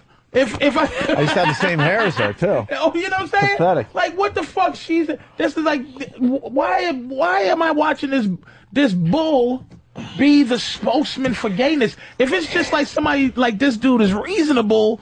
And he's not going, you know, it's not you don't even feel sexual from this dude. It's just like, dude, here's what we want, and this is how we feel. Well, you're basically, and there's no emotional, like, thing that I have to be tied to. And I go, you know, hey, I'm with you, motherfucker. You want the reasonable, straight-sounding gay guy, like a lot of white people. I'll respond to that. A lot of white people respond to the white-sounding black guy. Absolutely. Who Obama is. Absolutely. Yeah. Obama's a fucking Harvard guy, though. Him and his wife are Harvard lawyers. Chris Rock's, I don't know it word for word, but Chris Rock's bit about how, you know, he does that whole Flavor Flav comparison. He's right, too. Yeah. He was like the first black whatever of the Harvard Review. I mean, he lives a life I don't relate to either. No, but we're dealing with feelings based on how people are gonna make you feel better. And by the way, Stephen S. from Bayshore, the gay equivalent to Jesse Jackson, we found one worse. Rip Torn. Charles Nelson Riley. I'm sorry, Rip Taylor. Rip Torn. Rip Taylor. But nobody. Paul Lynn. Paul Lynn, right, there you go. Nobody wants to be the object of ridicule, right? Nobody. But you understand intuitively that we can't legislate that. We understand that we can't make people not like us or dislike us. But the things that we can control, which is like that guy said, wanting equal protection under the law, I think people are very, very justified in wanting that and demanding it. People shouldn't have to ask for that. I agree with that. Yeah. And my thing is not society now. It's not. If you didn't learn history, if it's possible to get rid of history, it wouldn't be a problem. Like, do people think that fucking Indians feel better because they have casinos now? Like, them motherfuckers are footnotes in history. This country conquered them. All right, so we'll get you guys some casinos. I'll take that. I'll take that. I'll be a little happier. The casinos made it a little easier. It did, but if you ask an Indian, they're not going to go, feel better. Hey, they were, in fairness, they were conquered. What? The Indians were conquered. It was like, I'm not saying it's right or wrong, but it is what it is. They were fucking, it was a hostile takeover. As far as them being fucked, it was a conquering. Yeah. I mean, I don't know how it's different. How about we get a few black casinos? I'm sure black people would be happy. Because we really need, like, some kind of, solution. As it is now, we're not ready for that. A solution. We're not ready for no black casinos. Motherfuckers stealing and robbing them, robbing their own casinos. There's no machines. Everyone's playing dice. Everybody unplugs. Motherfuckers unplugging the cameras so they can cheating at dice. Get the fuck out of here. We're not ready for that shit. That's hilarious. We're getting ready to play What Did We Learn on the Opie and Anthony Show. This show flew by. Well, we do have this pastor. This is a pretty good story. Could get to it real fast. Ooh, a juicy apple. We got a Texas pastor who It's a little mealier than I like. I like a crisper Fuji apple. Listen to this. The setting looks a lot more like a rock concert than a church. And the sermon isn't what you might be used to hearing. God is pro-sex. He thought it up. It was his idea, and he wants those of us who have said, I do, to do it. Pastor Ed Young of the Fellowship Church in Dallas made headlines last week by calling on married couples to have sex every day for a week. That challenge started Sunday and runs to next week. You show me someone's sex life, and I'll show you the temperature, the tone, and the tenor of their relationship. Young's non-denominational church has a congregation of 20,000. The media attention has given Young's challenge far greater power. And it's a topic that we can talk about with our friends who are non-Christians, and they're intrigued that the church is willing to talk about it. The church is getting attention for themselves. It's so obvious. This guy, shut up. But he's married, though, which the fact that priests are stuck with their dicks in their pants is why it's become a fucking haven for fucking the people it's become a haven for. It's because those fucking dumb motherfuckers won't let the Catholic priests marry. Those outdated motherfuckers. I was asking questions about that the other day with somebody. I'm like, all right, so you're a priest. You have the feelings. Sex is wrong? Like, what is the actual thought on this? Because now it's a physical thing too. You got to get, as we like to joke on the show, the poison out. So the priests have to get the poison out. Well, Stuntbrain was saying, they jerk off and it's like you're taking your morning vitamin. Like, what is it? They fight and then they lose and then they hide it. Like everybody else. I'm not even talking about all the shit that went wrong. I'm talking about the Joe Priest. Mm-hmm. He's decided a life of celibacy, right? But he still has the poison in him. Like, what is that all about? He prays and beats himself on the back with something. But the shit has to come out. Like, do we have any priests that listen to the show? I doubt it. Or maybe that someone knows this. Do they wait for the wet dreams? Are they jerking off but acknowledging that this is just something I have to do physically? It doesn't have to come out. They pray it away, like you said, or they fight the urge, or they put the energy into something else. It doesn't have to come out. It stays in. What about the old sperm? Because jerking off, quite frankly, for us is like a period for women. We got to get that old nut out. Right. I'm sure but they the jerk priests off. feel that way, too. Dude, they jerk off. They fuck kids sometimes. So they jerk their dick. But I'm not even. Of course they do, and they apologize to God. I'm talking about the guys that are playing by all the rules, not the fucking pedos. He prays for strength, and some win and some don't. So that's crazy. He prays God, and sometimes don't you have to like it builds up in you, and you have to get. Don't you ever jerk off and you? I jerk off sometimes, and I jerk off sometimes, and it's not even sexual. It's just like, yes, I better do this. Like, I better get it out the way. So ultimately, sometimes I go, oh, damn. Like, have you ever had anything you done? What's the moment in your life where you felt creepy? Where you went, oh my God, I just crossed over to something I didn't want. Do you mean like after you've come? And I'm just guessing. No. Do you mean after you've come and you have hydrogen peroxide in your mouth because you have shit in your mouth? Like, I mean, would it be a moment like that? I don't know. The first time you did that, like I've done creepier shit than this, but I remember this is when I felt creepy and I fought it. I jerked off in a peep booth in New York. The first time I jerked off in a peep booth in public in a booth, I felt dirty. I felt like a dirty. I felt like a motherfucker that, like a flasher, or I felt like a piece of shit. See, I felt like I was born when that happened. That never bothered me. I felt like a caveman when he first sees the sun. Getting ready for What Did We Learn on the Opie and Anthony Show?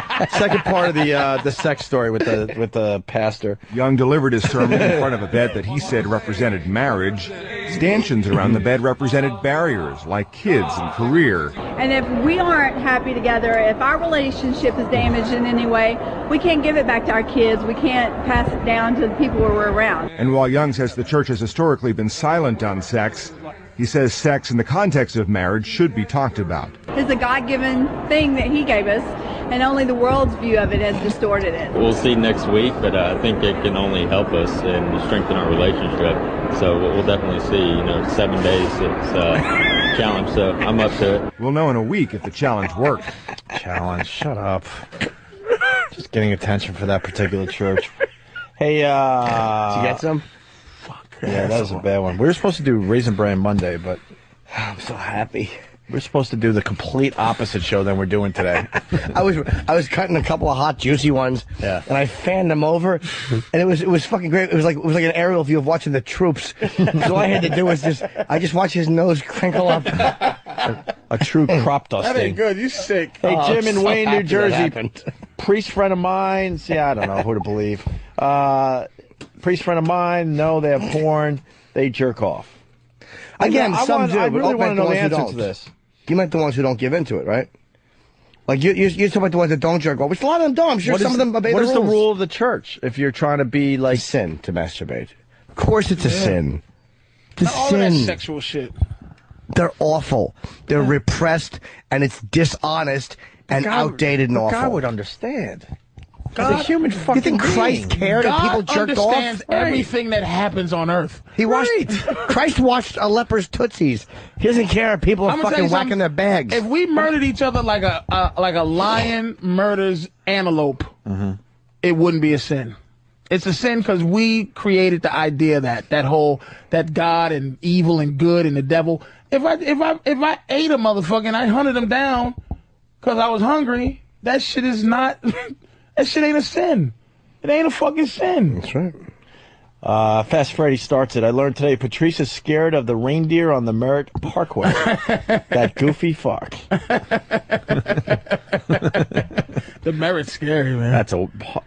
I think we went too local, but that road is fucking scary, especially at night. It gets you to Boston very fast. I know, it's the shortest way pretty much, but that is a scary fucking road. You want the stinger? Yeah. Oh, we have the stinger? The brand new stinger for What Did We Learn on the Opie and Anthony Show. Here comes. What did we learn? What did we learn?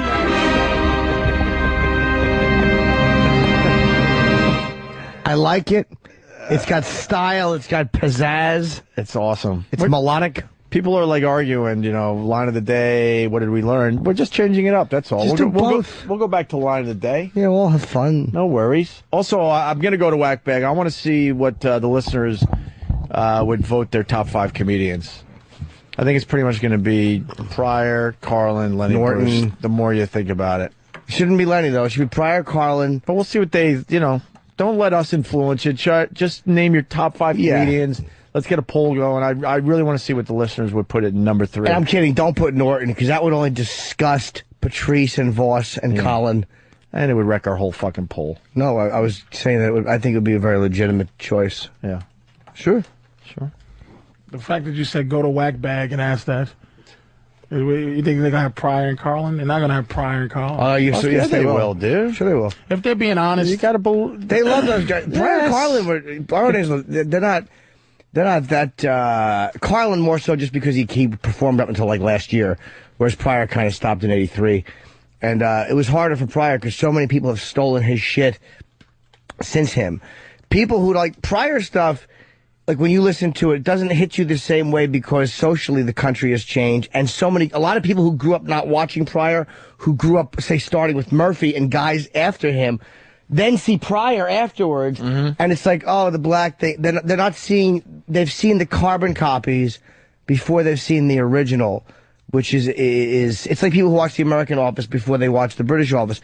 A lot of them will enjoy the American Office and think, oh, the British one, instead of understanding the British one. British was the way beauty. better, but they're 2 different shows now. Yeah. I like the American Office, but I don't compare the 2 anymore. Adam in Detroit. Today I learned that the Indians were XM and the white man was Sirius. That's pretty good, actually. It's a damn good point. You know what? I got to say, I spent most of the weekend just spinning around the old dial, the old satellite radio dial. We got some fine choices through this merger. I fucking did the same thing. Say that. Yep. Some of the DJs got to shut the fuck up and stop acting like regular radio guys, because that's not what this whole thing's about. You have to look down and go, oh, that's right, I'm listening to satellite. Because some of these guys are acting like they did in the regular radio world. You don't have to do that shit. Yeah, another fart going. I did the same thing, and I was. Hair Nation I love Hair Nation. I like Boneyard better than Hair Nation. I love Boneyard Hair Nation. First Wave is way better than Fred ever was. I never heard Fred. It's just all that new wave stuff. They play a lot more. They play more hits, which I don't mind because regular radio's not really focusing on a new wave for the most part. They'll do an hour here and there. Channel 18. What's 18? Elvis.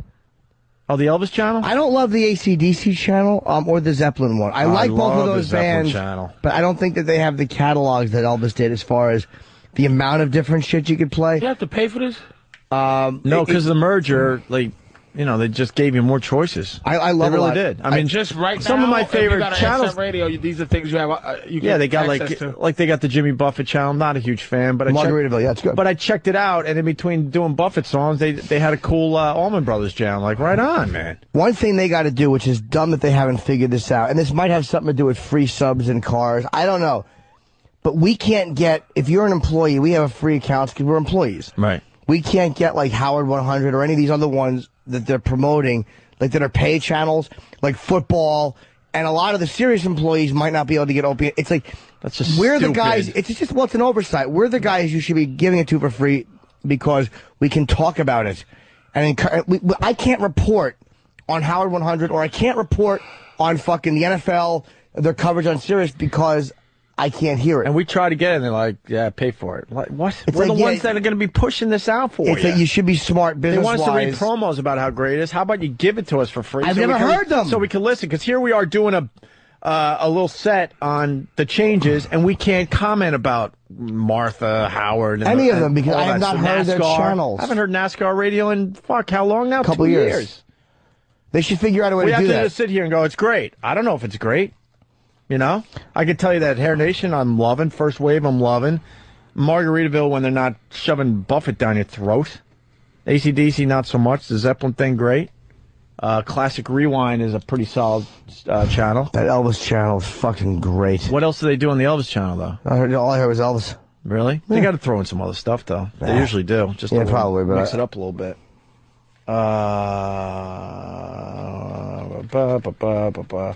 All right. Let's say hi to Chris in Connecticut. We're playing What Did We Learn on the Opie and Anthony Show. Sans Anthony today. Ooh. He'll be back tomorrow, and I'm sure he didn't listen today, so he'll have nothing to say about today's show. What do you got, Chris? Yeah, I learned today that slavery is impolite. Yeah, slavery is impolite. Patrice? I would say it's just quite... Yeah. Hannibal Lecter would say it was discourteous. It could have been a little more tickly.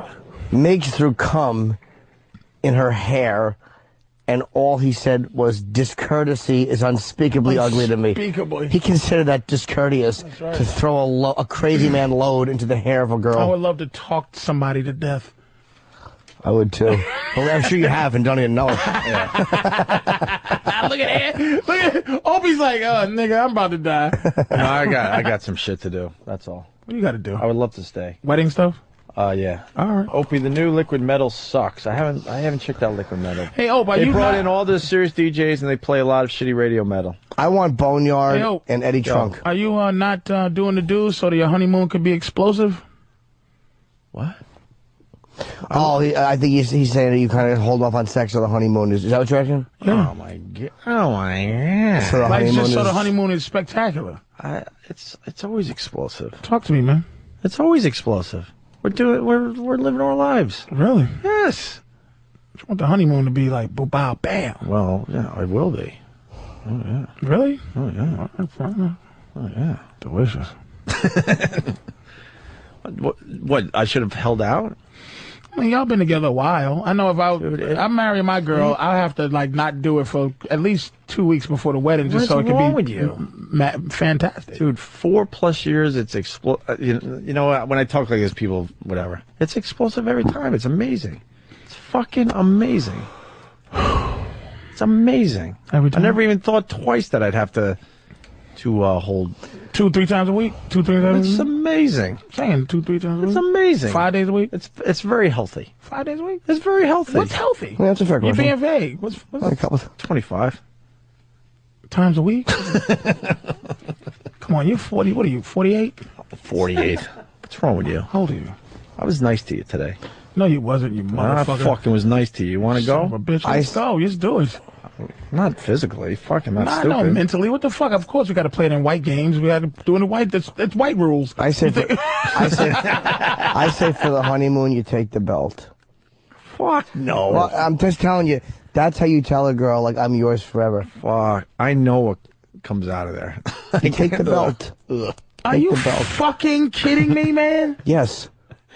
He is kidding. I don't think he is kidding. He is. He's never taken the belt. No. Are you talking about a dildo in his butt cheeks, right? Yeah. First of all, I mean a strap-on. Strap-on, right? Not a dildo. What am I, silly? Jimmy thinks the special belt is perfect for us. I think that it says that you are. That's the most fucking. I'm yours, honey. Making me sick thing. It said I'm yours, honey. You said a lot of things that sicken me, but this one is up there. Is that a woman fucking you in your ass, and that's all they really want to do, dude? Have you fuck you in your ass? Have you ever had the special belt? Nope. I told you that the closest Why I aren't came. you looking at me? They want to be the fucker. Oh please. I'm Nurse Pig in Vegas. Came close. I know. Who used to piss in my mouth and spit on me. But we're off the air now. Tell me the truth. She took the strap on, and I had no real desire to ever be fucked with the strap on. Grease it up, and you just made a no. Like a grunting noise. She looked. There was something bizarrely sexy about her in that because it was so perverse, and because I thought she was so sexy. So she knelt between my legs, and she was slapping my ass with it. And it was so dirty that she was doing this and so inappropriate. I liked it because she was dirty. But then when she pushed it, she tried to push it and it hurt and I stopped her. Because that's not a desire. It's not a physical feeling that I want. But with her, it was such a perverse, because she was like a golden shower mistress who would also fuck you, which is rare that you get that combo. And literally, she'd be pissing in my mouth, go, that's it, drink your wife's piss. If this is gay, because you know a lot of the mentality behind a lot of feelings. If I watch a thing where a girl straps on, I have never done it, but a girl that straps on fucks another girl, and I go behind the other girl that's fucking that girl and like lick her asshole or lick her No, pussy. I don't think any of it's gay because it's all. That wouldn't be gay. No. Why would that be gay? Well, because there's the If a girl idea fucks that she's that like she's is the that guy? that's a guy, but I'm just replacing like you know. It depends on what your motives are. It's all. If a girl. Thanks a lot, fellas. All right, good. You can sleep good. I gotta go. All right. I really do. If you Where want you to come going? back tomorrow or you guys want to continue, that's great. Where you going? I got shit to do. Oh, you're in love with a W. What's wrong with that? God, just tell me how many times a week. Say it. 45. You're doing it a lot. 40. You're not popping. 40 dust? No. You're not popping pills or nothing. No. Wow. It's not even gay if a girl fucks you with a strap on. I don't think, unless that's what you want it to be. It's gay Dude, if a girl puts you know what? half a pinky in your ass. No, that's wrong. You know what? It's incorrect. And we've talked about this a bunch over the years, and we lose the argument every time. These phones will go fucking bananas with guys saying it's absolutely not gay. The finger, the strap-on, the whole fucking thing. Is it gay because it feels good when you shit? I mean, the asshole feels good when you shit. Does it really? It's just, Jesus Christ! It's like climbing Everest. You know what feels good when I shit is if I take if I take one that feels done, like just a finish out of your colon like this, I feel healthier. You know, there's a tapering going on. That feeling of your asshole. If you want to give a woman something taboo, like it doesn't mean it's gay. If a woman is strapping on and fucking you, if you really want a guy to fuck you, well then that's kind of a gay thing. Can we talk? Like, look at 10, 15 minutes. I'll see you at the wedding, man. Yeah, you guys, you guys continue that. Yeah, you. I don't want to do more. Would be great. Go to 12 today. No. Today I learned that there's a replacement racist for the show when Anthony's not there. A replacement racist. That's right. Racist. I should take that. That's as a from compliment. Lithuania.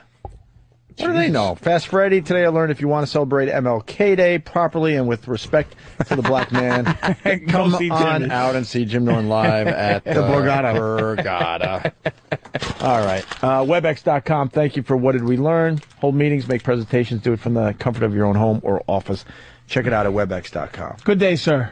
Yeah, Thanks for asking me to come in to replace the lovely Anthony, and I'm sure me and him will talk soon. It was great. I'm going to take a piping hot shit. You need to. Cause I got a mess. Your kidneys are bad, motherfucker. You got bad kidney smell down there. Oh, it's good. That ain't good, man. It's healthy. That's from an organ. That ain't just colon stink. That's death. Yeah. All right. Sick You little guys man. want to break and continue? I don't care. I'm leaving. I'll go home. Bail? I am bailing. And all this could It's only going to be replay. It's only going to be strap-on talk if we stay. Yeah. Well, nothing wrong with that. Congratulations, buddy. What? On your married. wedding. I'm not married yet. I mean, congratulations on one day doing it. What's wrong with getting married? I'm saying I didn't say nothing was wrong with it. I just said congratulations. You're married. We're going to talk about that someday. Theoretically, yeah. You're married. I'm married because that bitch ain't going nowhere, and I realize it. If she so leaves, make my it life is over. Make it official. What the hell? And do what? And get married. I'm going to write her in a will. All right, so I want us to have a gay relationship. I don't want that bitch to be able to visit me in the hospital. would you give her a kid? I came in my girl twice. I've only come in a woman 3 times in my whole life. What? Dude. Yeah. I've never. I've only come in a woman 3 times my whole life. What you and Ann are doing, you're insane. I don't always do that. You know, I look at how beautiful I am. Of course I'm not doing that. And this is my girl I've been with a long time. I fucking... You pull out? It's the greatest feeling. It's like drugs. Coming to someone? Coming inside a vagina. Oh, but it's fucking... I scream like a bitch. Patrice, you got to come back because we'll discuss what these guys do. They're insane. Like a They're bitch insane. when I came inside my girl for the first time. It's amazing. Are you going to give her a kid or not? I don't know if my sperm is swimming because the 2 times Does she want one from you? She desperately doesn't want a child. You know what, coming inside she doesn't want She already one. has a kid. Coming She inside of doesn't it. want another one Yeah, but from you? Just got to have a little bond? A little, but I bond with her kid. Like it's weird. I don't know if I need a kid to bond with. Stop pulling out. Coming inside of a girl. It's unbelievable. It feels like this. Ugh. Oh, my. All right, we're out. Jesus. Aunt will be back tomorrow.